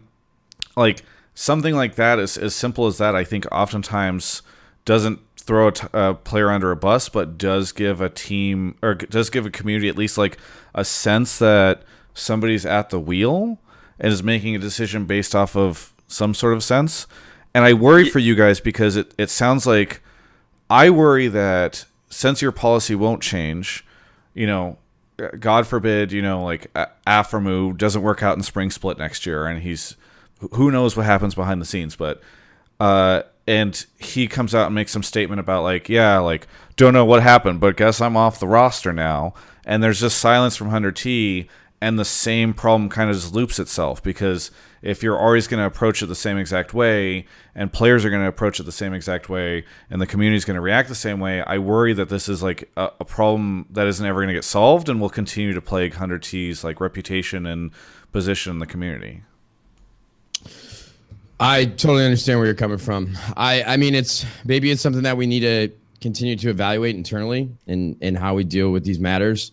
It's, again, I really believe it is a rock and a hard place for organizations. It's really tough to have proper communication and when without airing out dirty laundry or throwing players under the bus, because I think it's obvious at this point that what went on with Medios wasn't a great situation, and what was happening at Cody for multiple different reasons wasn't a great situation. I'm like Breaking Point specifically. I'm curious what you guys thought about Breaking Point before I talk about it, because I think when we first signed Prowley, the first thing that how we spent one night together is came over to my apartment and we watched all of Breaking Point, and I actually thought it was super interesting. I'm curious, do you guys? I mean, here's the problem is that I know for a fact the community wants us to share details. I know for a fact the community, and a lot of people, I'm not speaking for the entire world of League of Legends, but I am speaking for human beings in general. People love drama. There's no other way there's no other way around it. People love gossiping, people love speculating, people love drama. I mean, it's entertainment, okay? But it's difficult when you're trying to be a professional organization and you're trying to hold a certain level of respect and professionalism. Put simply, it's very, very difficult to be dipped in two different places where you're trying to be, the do-gooders and trying to protect your players and trying to protect your organization, but then everybody else wants what you don't want to talk about. So I don't know, it's just difficult. So I think go ahead, Mark. Sorry, I think Breaking Point for me was one that, like, I'm glad it came out and I was very entertained by it, but I can understand that, like, this is not something where you go to orgs and you're like, look at this prime example of how to approach team problems, because I don't think it really is. But I think the first Rebirth or whatever, I think it was called Rebirth at the time, where we had a similar issue with Piglet, and Damien did a really great job, like, approaching it like a human interest story, I guess, to show, like, look how much struggle there is, like, in being a team of people trying to achieve something and all that stuff. And, like, Gabe's obviously a beast. He can do the same thing. I mean, obviously he did Breaking Point, but, like, I feel like you can tell the story of the team and the ups and downs that come with it, and that gives people context. Well, I do want to give a shout out to the 100 Thieves production team, because you are right. Gabe is a beast. Gabriel Ruiz was one of our first hires at 100 Thieves, and he came from One Up Productions, which is a Team Liquid's production studio, and he's really, really incredible at telling stories. And he had 2 episodes of the heist ready when we made our trade with Medios, but I made the decision to just axe it, because I was just really, really, really intimidated by going down a path where we were sharing very intimate moments of 100 Thieves, behind closed doors, in the scrim room, at the Riot Studios, and what was taking place with the roster and how people were acting, and so it's just, I'm telling you guys, it's a very difficult place to be. It really is, because once you turn that page and you make the decision that, okay, we are going to be more transparent and we're going to share these moments, it's you take on a new identity. And the one thing I actually do want to address the chat. Because I always see these that's a bad idea to look at that chat. That's no, chat's always being a dummy. The chat's not that bad. The one thing I keep what people keep saying is, like, hire a fucking PR manager. Listen, I truly believe, and obviously you're not going to believe me when I say this, I don't think right now esports teams, or us specifically, are in positions, I know for a fact we don't need a PR manager, because if we need a PR manager, then that means that we are not very good with communicating with you guys. Now, obviously, Right, right but- now we are not. We are not. That, I mean, yeah, that's what you said on stream. So I'm kind of confused by that statement. Say it again. I was just saying that's what you admitted to on stream, was that you felt like you had communication issues this year. Yes, so. yes. No, absolutely. We had poor communication issues, but I think the comment that we need a PR manager, like that is it at such an extreme degree. Like PR managers are used for, maintaining a certain image and helping you navigate the world of, like current social media. It's when you dump toxic sludge in the river. Yeah, exactly. And listen, we had two very specific moments this year where I should have communicated better. We didn't do that. But I don't think we're so far gone where I can't figure out how to lead our team better to communicate more with the community. I guess I respectfully, and look, I want to throw this out there. Like, I think them, like, you don't have to respectfully disagree, but dude, you can do. No. I do, because I actually think like it is. Respectfully, like, I do think I disagree. I will caveat that by saying that I think when you first came to the scene, I was like, and I think I've joked about this in interviews with you before. I was like, okay, we've got a Call of Duty bro coming into League of Legends. Like, what is this going to look like? But I think you have a way with words and a charisma that allows you to communicate in a great fashion. That being said, I really disagree with you on the PR front. Like, so Team Liquid uses, wow, why am I forgetting their name? Nicola Pigot's PR company, Nicola, who used to go, Story Mob.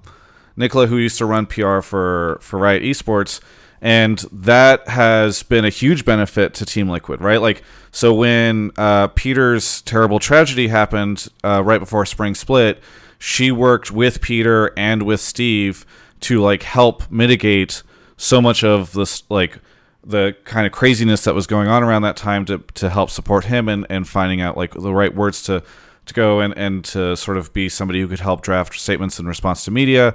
Beyond, like, I think a lot of people perceive PR managers to be crisis management, but in reality, like, a lot of the amazing, like, TL this year has gone out and done a ton of cool media opportunities with different companies and different media brands, like mainstream people. Like, I honestly just think that if you have the right PR person alongside you, they can have a very active role in having, lining up interesting opportunities for 100T, and then being at least like a group of people that you can talk to whenever you do have something like this happen. Well, with everything that you just listed, I don't disagree in any way. I was more just referring to, we don't need a PR manager to work and deal with our roster changes. I mean, without a doubt, I mean, we worked with a PR group for our investment, our Series A investment with Drake and Scooter Braun, and there are certainly applications where PR group or PR manager definitely makes sense and can help in more ways than one. I was more specifically just talking about roster changes, just because I'm confident in my ability to. I just don't believe there are so many skeletons in the closet from a roster change perspective, where we need somebody to guide us on how to talk about that. And I know that sounds fucking ass backwards because we didn't talk about it at all this year. But now moving forward, I know what level of communication needs to be had with the community and people like you guys and shows like this to explain why we made certain decisions with our roster. But like PR as a whole, that I didn't convey that appropriately or correctly just a few minutes ago. I definitely don't disagree with you. I most certainly do agree with you that PR can help in more ways than one. So the other two things I'll say really quickly, and just want to get your takes on before we go to calls. I know people want to chat, but one is I worry for you that if you have the heist running and you only release it when times are good, that you diminish the credibility of the heist, right? Because then it just feels like a marketing tool whenever it's like, hey, things are great. It's a big struggle for us to make it, but we're making it. And then whenever something bad happens, it's like, let's not show it. That I worry that like, it's weird that it goes dark on these weeks where like some drama happens behind the scenes, because it's like, this is not then like a documentary about the team. It's a like a sort of more narrative written thing, you're missing out on a lot of the actual reality and honesty of what's going on with the org. It's a valid point, without a doubt. I mean, that's a valid thought process that I won't discredit. I've actually never thought about content in using it for marketing. Content is just something that I've always done with video games. Like, the one thing I wanted to do was a docu-series for 100 Thieves, just because I was a part of a team called Optic Gaming, and really the content responsibility was on the players and the players alone. Like, if you wanted to make a vlog or if you wanted to share more information about the team, you did it, and you did it alone. Then after I left Optic Gaming, they started a series called Vision. Shout out to Optic Hitch. He did a tremendous job with that. And that was something that I always thought was incredible. Dude, I love like Hard Knocks. I love 30 for 30. I love sports documentaries. And I just wanted to have a docu-series that would follow us along. And I definitely think the point that you raise is something that we should talk about internally, just because Gabe has done a tremendous job and continues to do a tremendous job with the heist. And there have been episodes, and I will tell you that openly, there have been episodes that Gabe has made that just made me sweat. They made me nervous because I didn't know how the community would react. Like with Medio specifically, again, I've said this 2 times tonight, and I'll say it the 3rd time. It really is, you're in a rock and a hard place, because as soon as we share those very intimate moments that maybe players don't want to be out there, and they don't want these moments to be public, you're really drawing a line in the community. Like, people are either going to be on your side or they're not going to be on your side, and they're either going to be really happy with you or they're going to be really unhappy with you. And that, without a doubt, makes me nervous, because from everything that I've done, I always try to be as positive as possible with everything that I do and share.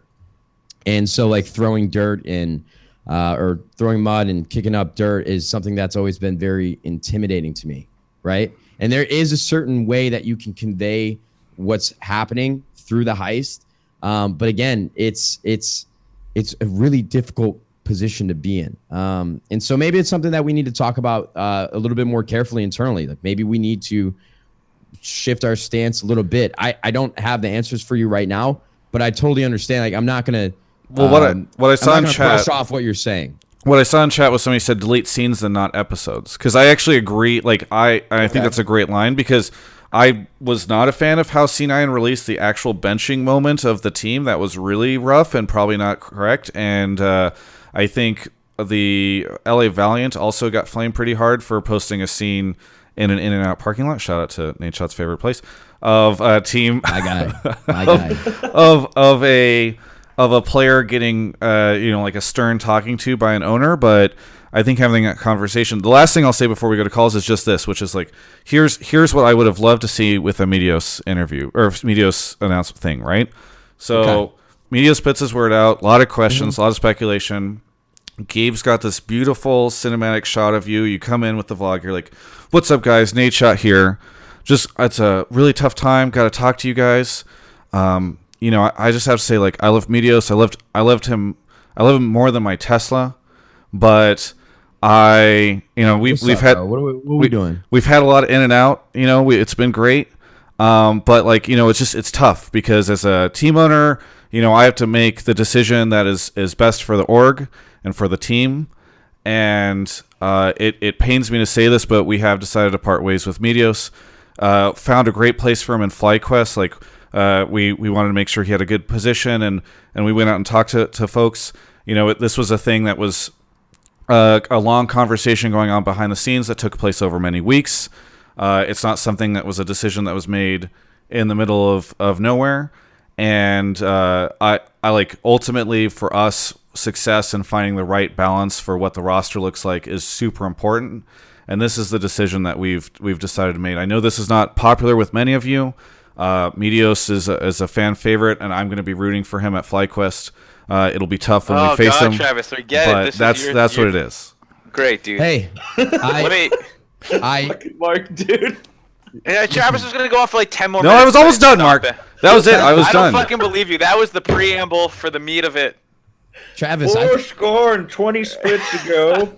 I think you just convinced me to bring on a PR manager for the 100 Thieves League of Legends team. We should talk after this. All right, good. Well, let's grab some calls. I'm gonna have to hop off. All right, Travis. Mark. Any final words? Anything as you're leaving? Whoa, Mark, where you going? What's up, bro? We didn't even get to talk.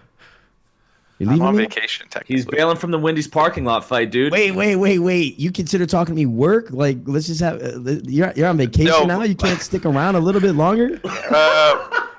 My girlfriend took a week off work, and I was supposed to start vacation with her today. Listen, Little different. She's graciously granted me these 50 minutes. What I was gonna say before I go was just that, from what I've seen in the scene, like I can 100% respect, like if you guys want to be the org that doesn't air dirty laundry or whatever, that's a tougher road to go down than the people yes, who like it actually is, put stuff out there. is. So I can respect that.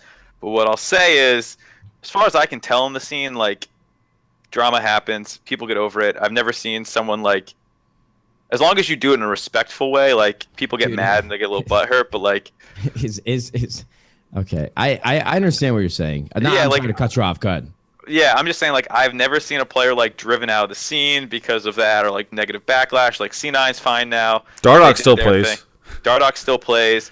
Loco got another coaching job. Like, people bounce on, they move on. And, like, I understand that, like, if that's not the route you want to take, that's fine. But, like, as far as I've seen being in the scene forever, like, no one stays upset about it. Yeah, and I definitely agree with you. Listen, man, it's a really no, people. difficult- Hold on, real quick. People saying Loco leaked. I'm not saying he has a job now. I meant like after Breaking Point, he was with Golden Coin United and then Golden Guardian. Still not new news. Sorry to cut you off, Nate. No, you're fine, man. Never apologize to me, Mark. Never apologize to me. Fucking, I never will then. Except for bailing on the Wendy's parking lot fight. You better say you're sorry for that, because I was going to be entertained. I ain't no bitch. I just got other priorities. Whoa. What's up, man? Is the girlfriend not letting you go to Wendy's either? No, man, we got a great Halloween planned, all right? More important things to do. Whipped in 2018, man. Couldn't be me. Me. I love it. Listen. I hate having to put on this hat where I try to convince people like, hey, we're this really great organization. We're gonna take the high road in all of our situations. Like it just sounds. I stream all the time and I talk.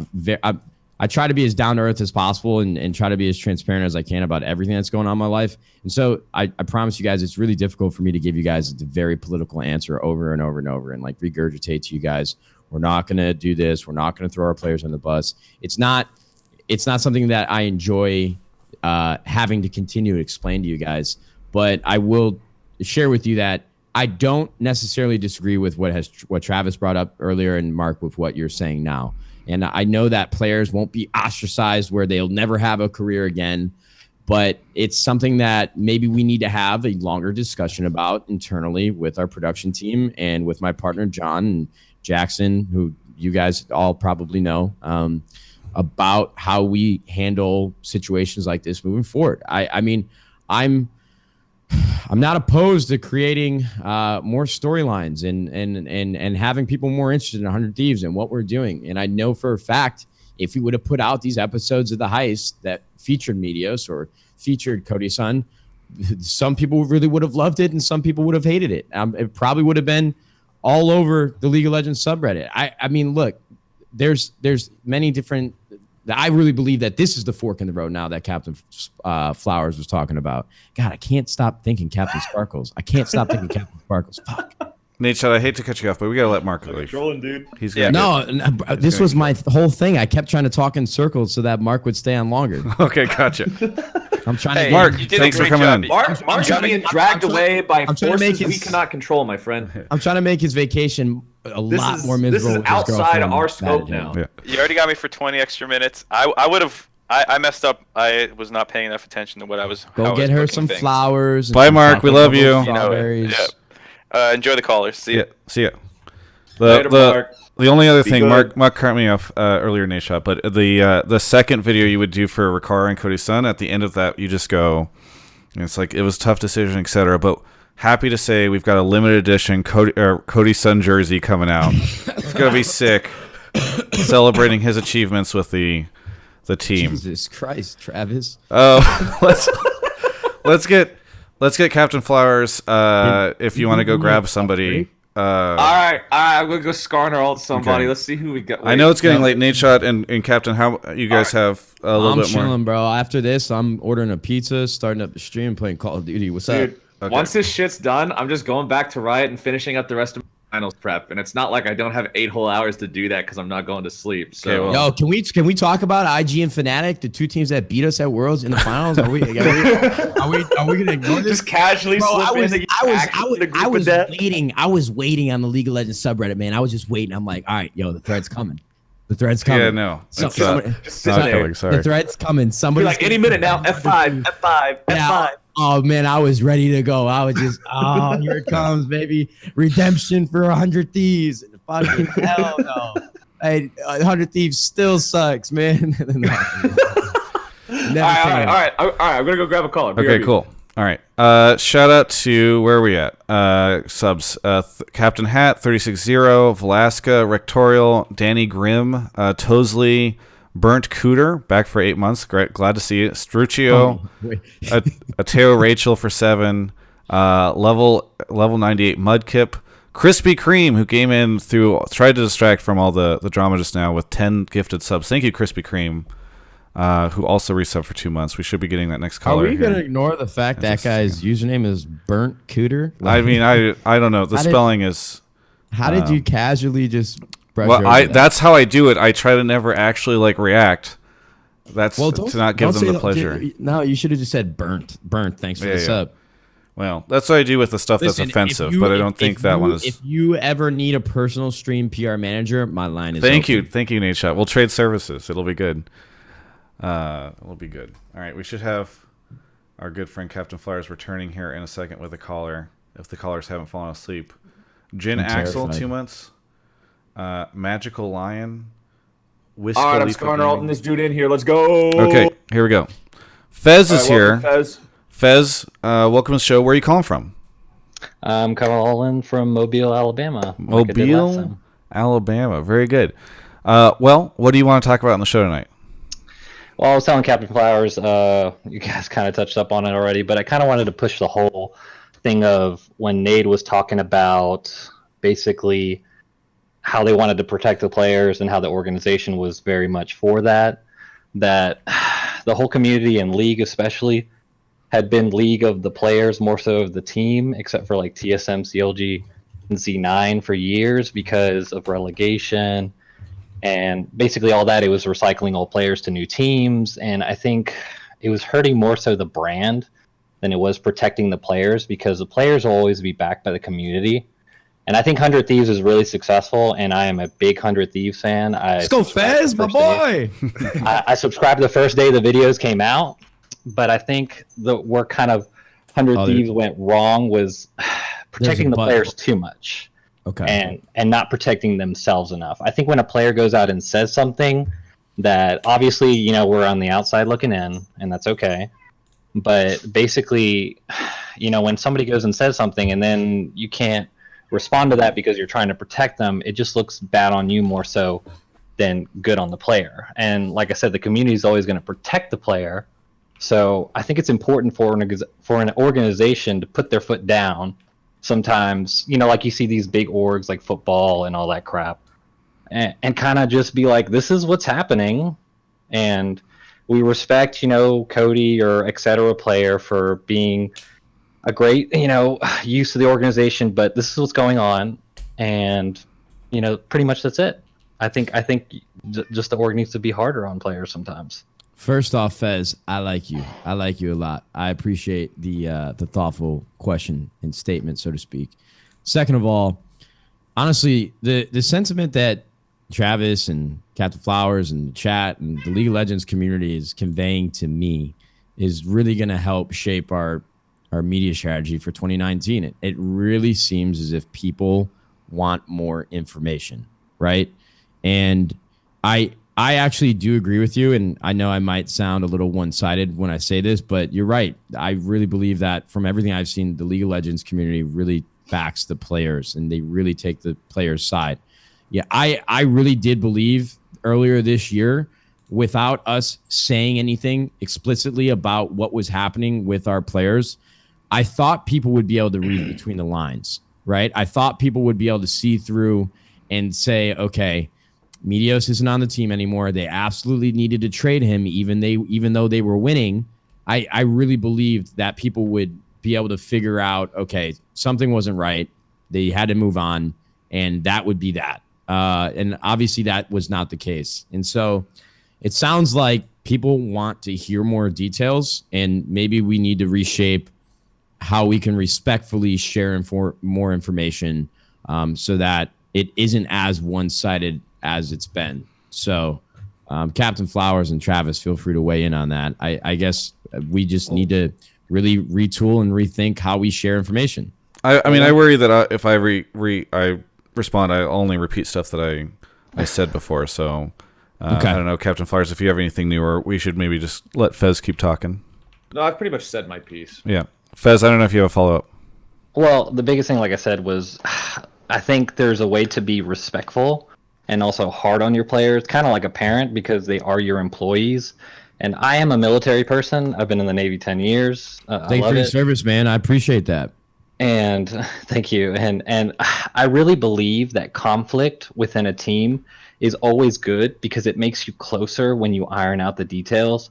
And I think the bad thing about looking on the outside, looking in with what happened with Cody's son and what happened with Medios, is it just looks like every time there was a problem, the easiest solution is just to kick out the problem, not figure it out. And it seems like that was done twice, which is why the community backlashed so much on the organization itself, because it looks like you guys aren't solving the problems. It looks like you're just getting rid of the problems.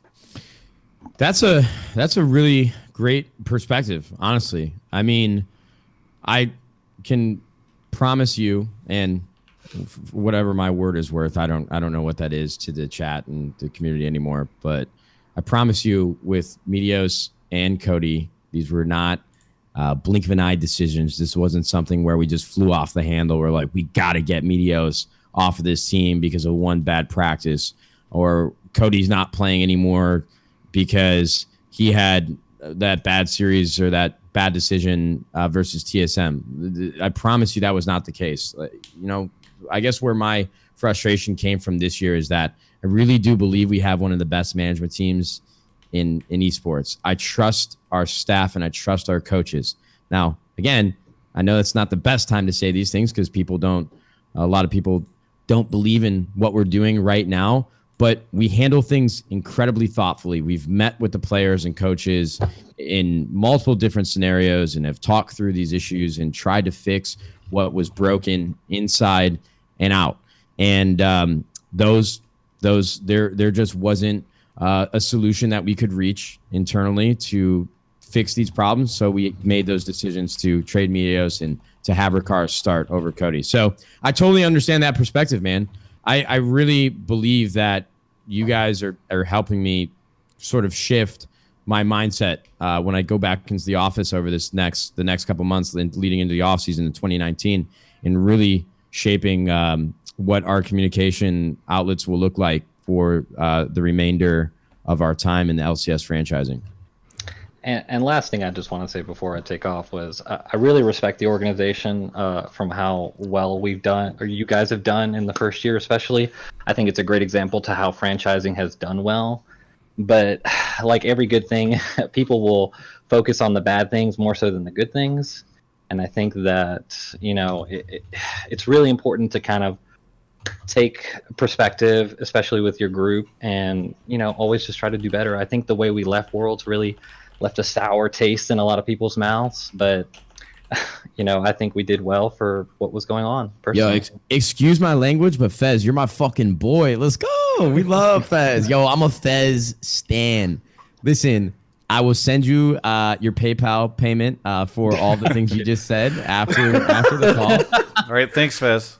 Fez, you're the man. We love Fez. Stan all right, Fez. take care, guys. Take it easy, Fez. Thank you so much, Fez. Yo, I love that guy. I wonder if is this your strategy with every one of the callers? They're all going to come in here.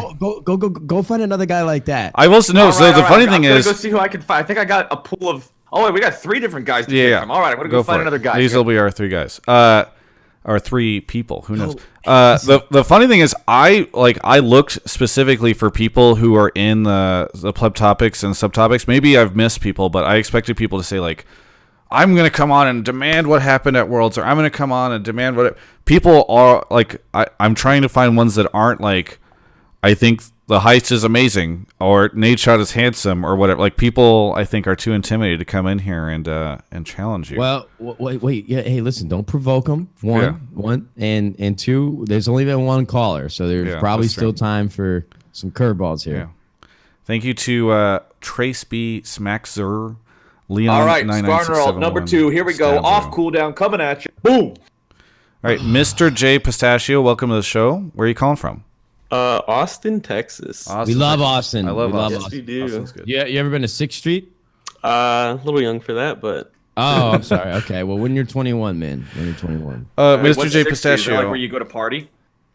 6th Street is like it's like it's just a full street of bars that all the college kids go to. It's really sounds cool awesome. place. Yeah, it's awesome. It is. Mr. J Pistachio, what do you want to talk about on the show tonight? So I just had a question, kind of about more like the background aspects of 100 Thieves and kind of like some things they didn't expect coming into the LCS compared to like Call of Duty. Because I know like in Call of Duty, like roster changes, you do bad in an event, like there's a roster change, like you don't wait compared to like League of Legends and kind of like the communication with the community, which you guys kind of hit on earlier. But yeah, that's kind of it. Sure. Yeah, I mean, for Call of Duty specifically, roster changes happen so quickly. And I mean, just a few short years ago, players weren't contracted, they didn't make any money, and they weren't locked on rosters. So if you had a bad event, you were getting dropped and you were getting replaced. I mean, on Optic Gaming alone, I was dropped from like the main roster like 2 different occasions, and I just went and played for another team. You know, the way that players moved was just not, there wasn't as much analysis as I've seen in League of Legends. Now, obviously, this community is much, much, much bigger and has a lot more structure compared to when I was competing. And so it's my fault for not understanding how things have changed and the way that communities expect information and how things have adapted. But in Call of Duty, I mean, if you're not playing well or you're causing problems on the team, you're done. It's just the nature of it. And then you go and try to find a new team and you try to kick the shit out of the team that dropped you. I mean, that's just, it was very transactional. There wasn't as much drama around the situations.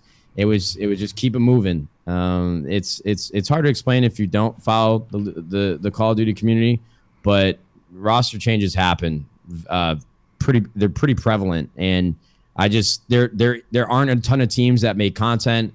There aren't a ton of teams that really communicate as much as the League of Legends community expects organizations to in this world. And that's something that I definitely have learned very quickly in the last couple months. Yeah. Any other thoughts, Mr. J Pistachio? Then I just had one more quick. How do you think like your investment with Drake and the other Series 8 investors will help you outside of like financial help? Yeah, absolutely. Sure. So we, I really do believe that esports content and really just gaming entertainment is something that is always going to continue to grow and thrive. And that's something that we're investing heavily into.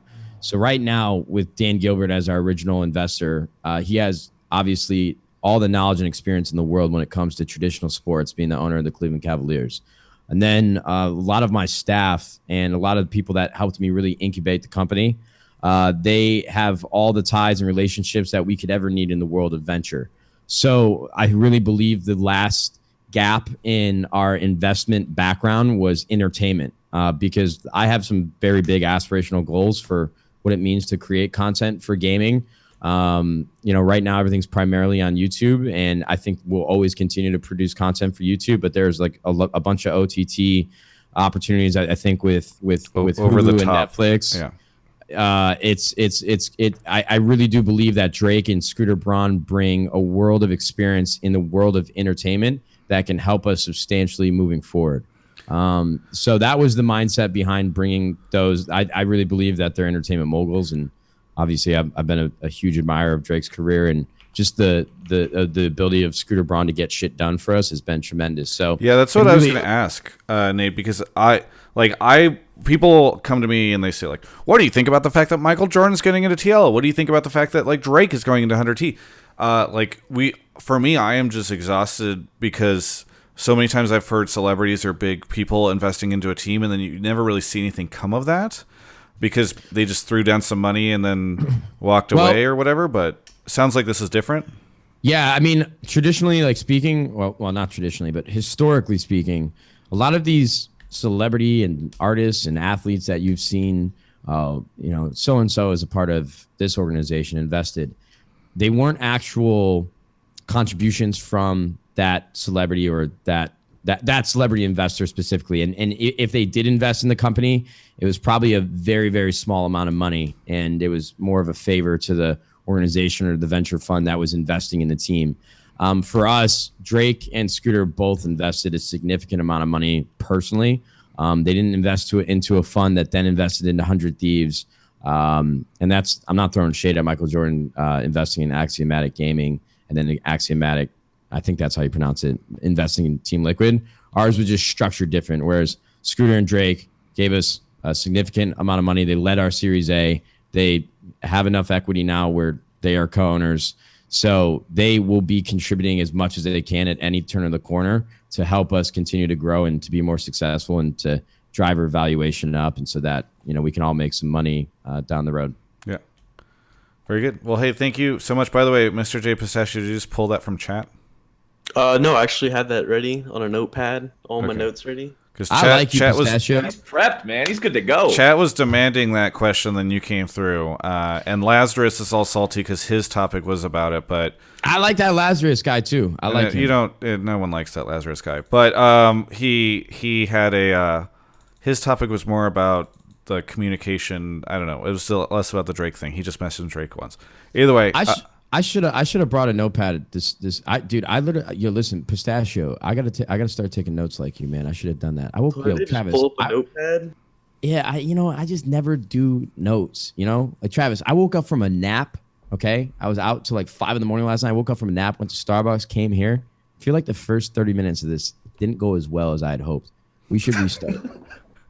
Let's call back Mark. We got to get his girlfriend okay for another hour of it.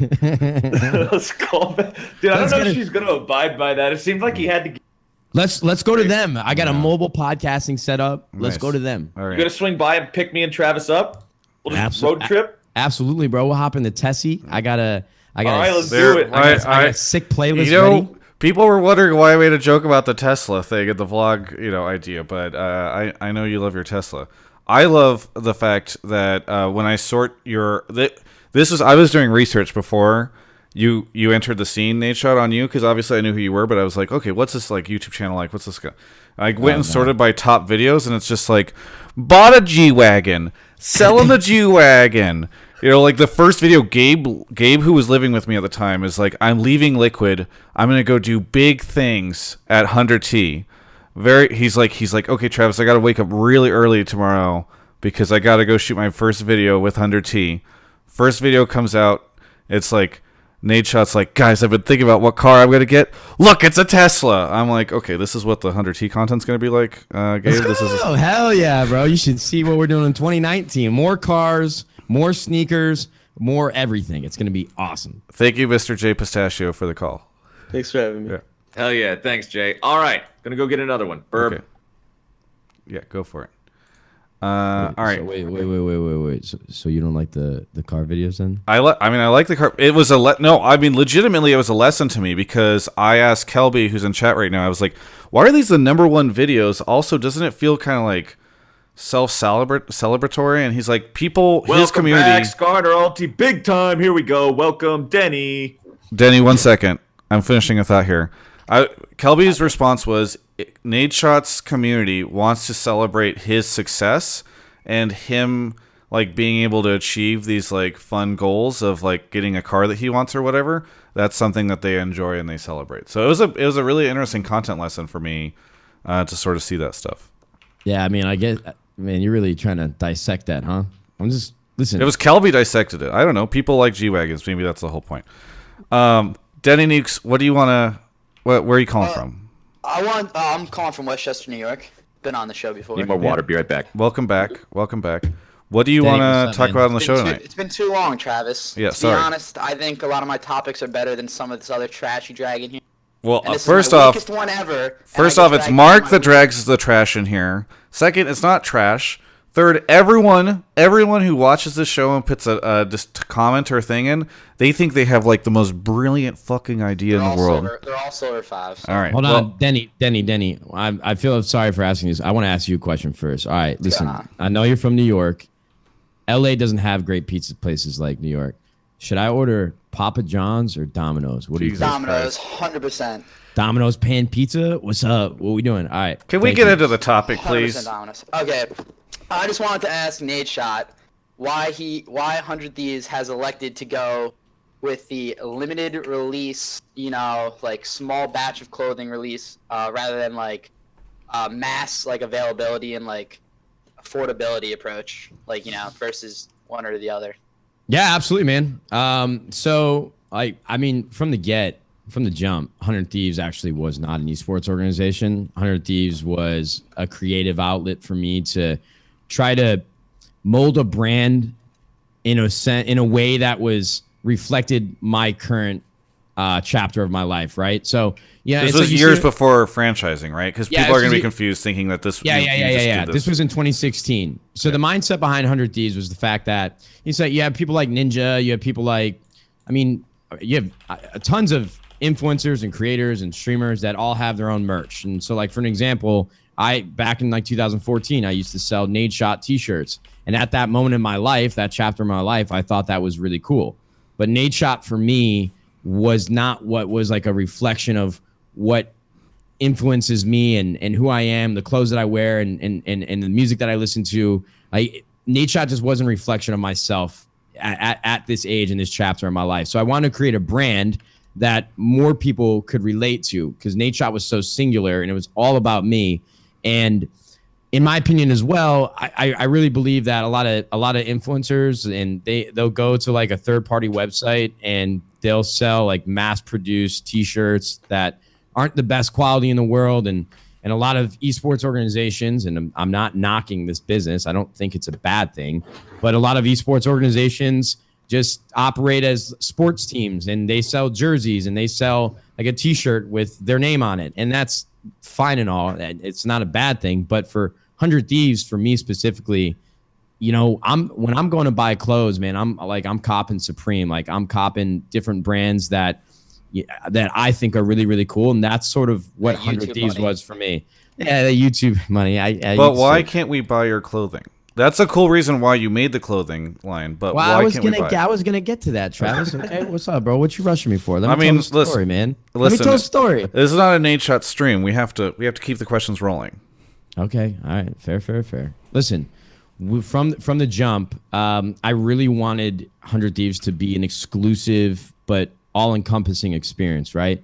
So that if you really did fuck with 100 Thieves and you really love their clothing, you would understand that we were spending a bunch of money and have smaller margins on the quality. Like this is 100% terry cotton, like this hoodie, 20 ounces.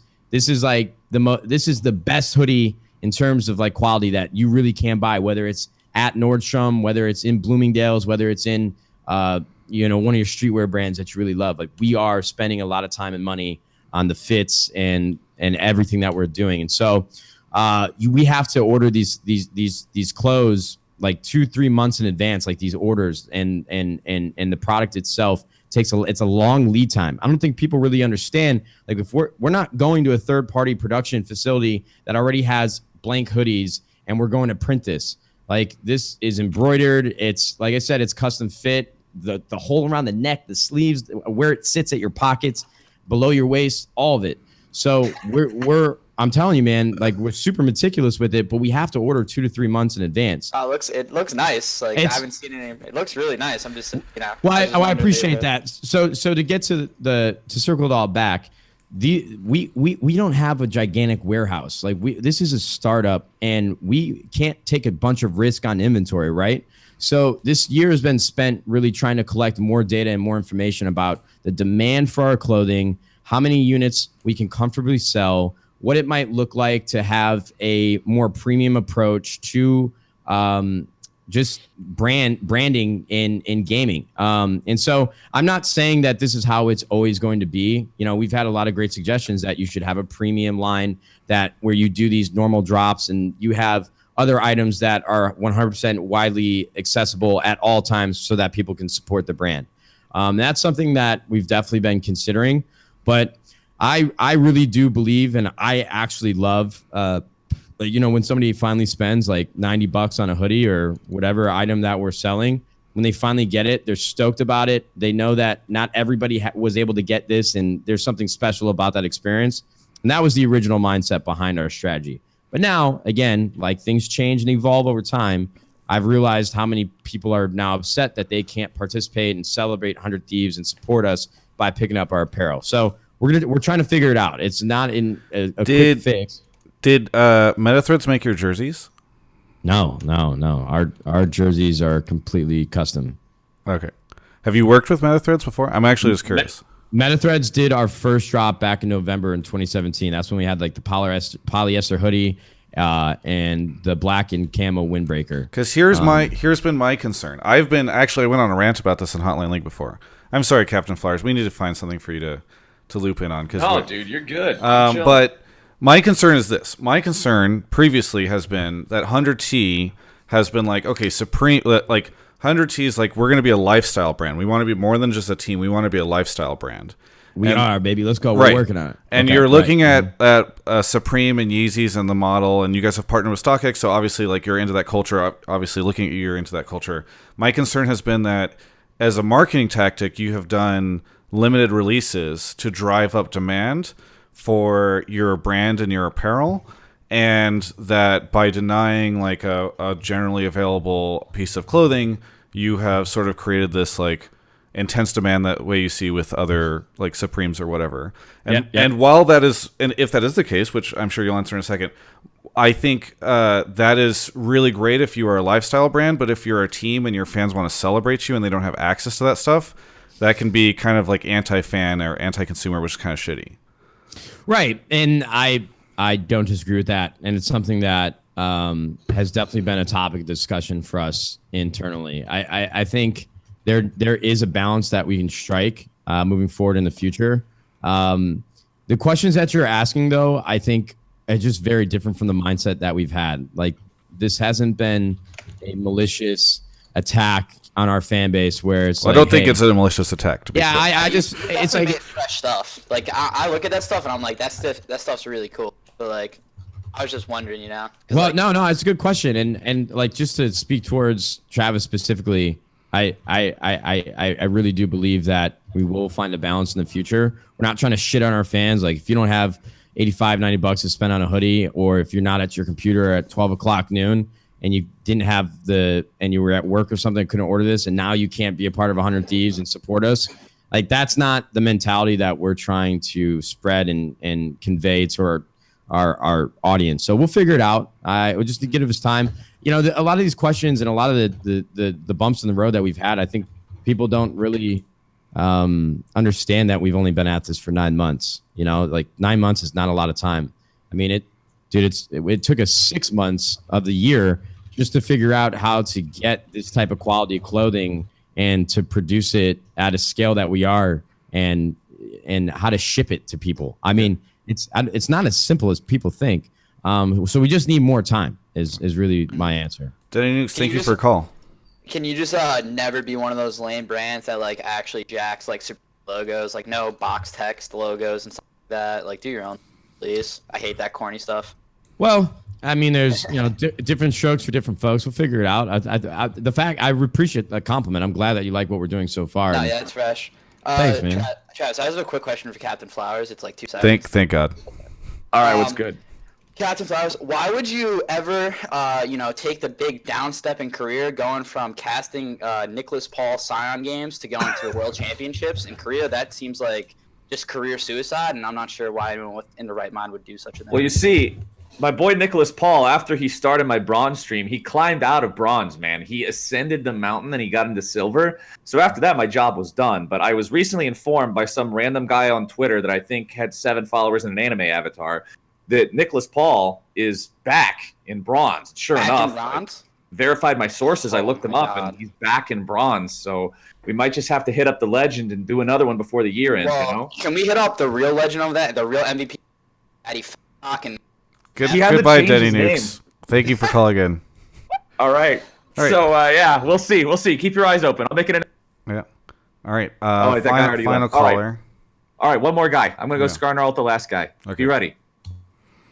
All right. Catching up on subs.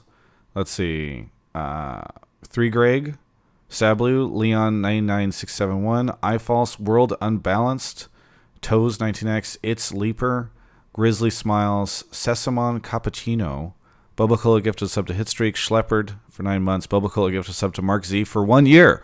Mark Z has never paid to sub to my channel, but he's been a sub for 1 year. Simon Bolivar, welcome to the show. Sir. What's your, where are you calling from? I'm calling from College Station, Texas. Texas, very good. What do you want to talk about on, wait, did you say College Station? Yeah. Oh, there's a lot of like esports stuff from there. In leagues. To A&M. Oh, you're kind of cutting out. To A&M. Oh. Let's see. Okay, maybe we'll just have you say your topic. I think if you say like a noise before you start talking, it'll pick up. Go for it. I'll just talk for a little bit before the actual question. There we go. So my question is for Nadeshot. You talked about how different in terms of like roster swaps were more common in the community. So it's a little bit different when in League of Legends where like a player can be in the same team for like 2 seasons. So how do you think the dynamic actually affects your decisions as an owner, or even like how are you impressed by how different they are? So I think you cut out a little bit there, but it was about Call of Duty, right? Nadeshot coming from the Call of Duty. We had a similar call earlier, but this is, I think, more broadly. The question is like, what were some of the interesting lessons you learned this year coming from the Call of Duty community and coming into League? I think the biggest thing for me is multi-year contracts. I really love the fact that players are striving to grow with the organization that they play with. For me, multi-year deals never existed in Call of Duty, and I think that's super refreshing. You know, players now have a mentality that I'm in this for the long run, and I really have to commit to this program and commit to my career with this team. And so just seeing players, you know, looking to really lock themselves in with an organization for multiple years is super interesting for me, and I think it's super important for esports in general. So short answer is just the length of these contracts that you see in League of Legends is super exciting for me. CaptainFlowers, any thoughts on or any questions about Nadeshot coming from Call of Duty and coming to League as a team owner, or anything he's learned in the past year? Is there anything in particular, like just that you think could be applied specifically from the Call of Duty world, or honestly any other esports world that doesn't exist in League that you think should? I don't know if you can hear me more clearly now. Yeah. Yeah. 1 second. I mean, there doesn't have to be. Yeah, right? I mean, truthfully, dude. Now I don't know how this is gonna come off, but I feel like there needs to be more excitement and passion around winning, right? Mm-hmm. Fnatic made it to the World Championships for the first time since like 2000 and whatever year it was, from what I saw, and a European team or like a Western team has been in the finals at Worlds. And after these guys won, I think I saw maybe like 2 players out of the 5 crack a smile. Listen, if I'm winning and I'm making it to the World Finals on the biggest stage with that many people watching, the adrenaline would have been flowing so much, and I would have just been so excited. I've been jumping around, losing it. And that, listen, I know people celebrate differently, and there's a ton. The respectful culture that I see in League of Legends when players win or lose is admirable, and I really love how the players treat each other. But I definitely wouldn't mind seeing a little bit more aggression when it comes to winning. You know, when like for instance, a couple times when our players would win or lose, it was sort of the same temperature, and they acted the same as if, you know, nothing was different. And I think for me, when I used to scrim, and play matches in Call of Duty. Like if a team beat me in a scrim, I was thinking to myself, fuck that. There's no way these guys are better than me. We're going to kick the shit out of them the next time we play them. And I'm out for vengeance. Like I just You sound like me when I play a game of solo queue against the same guy twice in a row. Yeah, right. But like with the players that I've had on my team and the mentality that I've seen from other teams in North America, like when they do like a post-game interview or after a game, like there's just so much, it's just lackluster. I just want there to be more drive and passion, like to prove like I'm better than you. I'm going to make the most money out of anybody in this league because I'm the absolute best. I really would love to see more captivating personalities, so to speak. Whereas from my experience, there isn't a ton of social. I don't want to say social skills, but there's just it's You like just want to see a more visceral reaction. Yeah. I just want people to be more I want them to be hungry. Some of those League of Legends players are making the most money out of any players in any esport. And they're living in these incredible houses and they're playing video games for a living. Like, show me, act like it. Let's see it. I mean, you're living out dreams and you get to play on the biggest stage and you're making so much money. Let's fucking go. Like, let's enjoy it, bro. Let's I want to beat everybody. That's how I feel people should be. Do you feel any of that is a side effect of the format, right? So in Call of Duty, I know there's like a league, but I'm sure a lot of the tournaments you won were like one-off MLGs or whatever. In League, it's like your path is not done yet. Like Fnatic wins semifinals, they make it to finals, that's great, but they have to go to finals and they have to win there. Do you worry that it's like... No, I don't think so. I mean, like Major League Baseball is a great example, and I'm not trying to make too many comparisons to traditional sports, but after you win the first round in the playoffs, you celebrate. You're popping champagne. After you win, like, if like the Sox, they won the American League, and the Dodgers, they won the National League. As soon as that's over, like you celebrate that moment, you celebrate that victory, and then the next day you're focused on the finals and you're getting right back to work. So I don't think it's necessary to. Okay, we won, but this is only one step further to the finals. I mean, it's a different mentality, I guess, but I don't think there's anything wrong with celebrating like those little victories that you have on the way to the bigger championship. Yeah. Hey, go ahead, Simon. So, I just think that's what like brings to the scene that no other team brings, and it's more like it's like almost like a tournament mentality in terms of like when you win, you're really happy because you guys were literally the hottest brand in East. Like when the season you came in, you got to second, you have killer like merch, and really it's because you hype yourself up. Like there are times where you fall because of that, but in the end, like League does need that. Yeah, I think League of Legends has all the things to be successful. I mean, it's been the biggest title in the world of competitive gaming since like 2011, 2012. Whenever I was streaming on Twitch TV, it was always number one. And the fact that Cloud9 versus Fnatic was the most viewed semifinal of all time, and it's 2018, and this game has been out for how long it has, is incredible. And that is so comforting to me now being a part of this community. I'm so excited to continue to build towards the future. But there are just so many different things that I think can always help improve the hype of the game and how excited people are about League of Legends esports. I really just believe, I just wish the players were a little bit more vocal and emotional about winning and losing. And I know it's a very cerebral game, and it's something that you have to be very meticulous and thoughtful about how you play. But I definitely, I wish we got to send our players to media training, and we got to just bring them out of their shells so that they really can understand what they're doing for a living and just be having more of a winning mentality. I think is really important. Yeah. Hey, thank you so much, Simon, for calling in. Thanks a lot, dude. Yeah, have a good one. All right. That is the show. I know we said we were going to talk about finals more, but we did talk about it in the other section of the show, so I feel pretty good about it.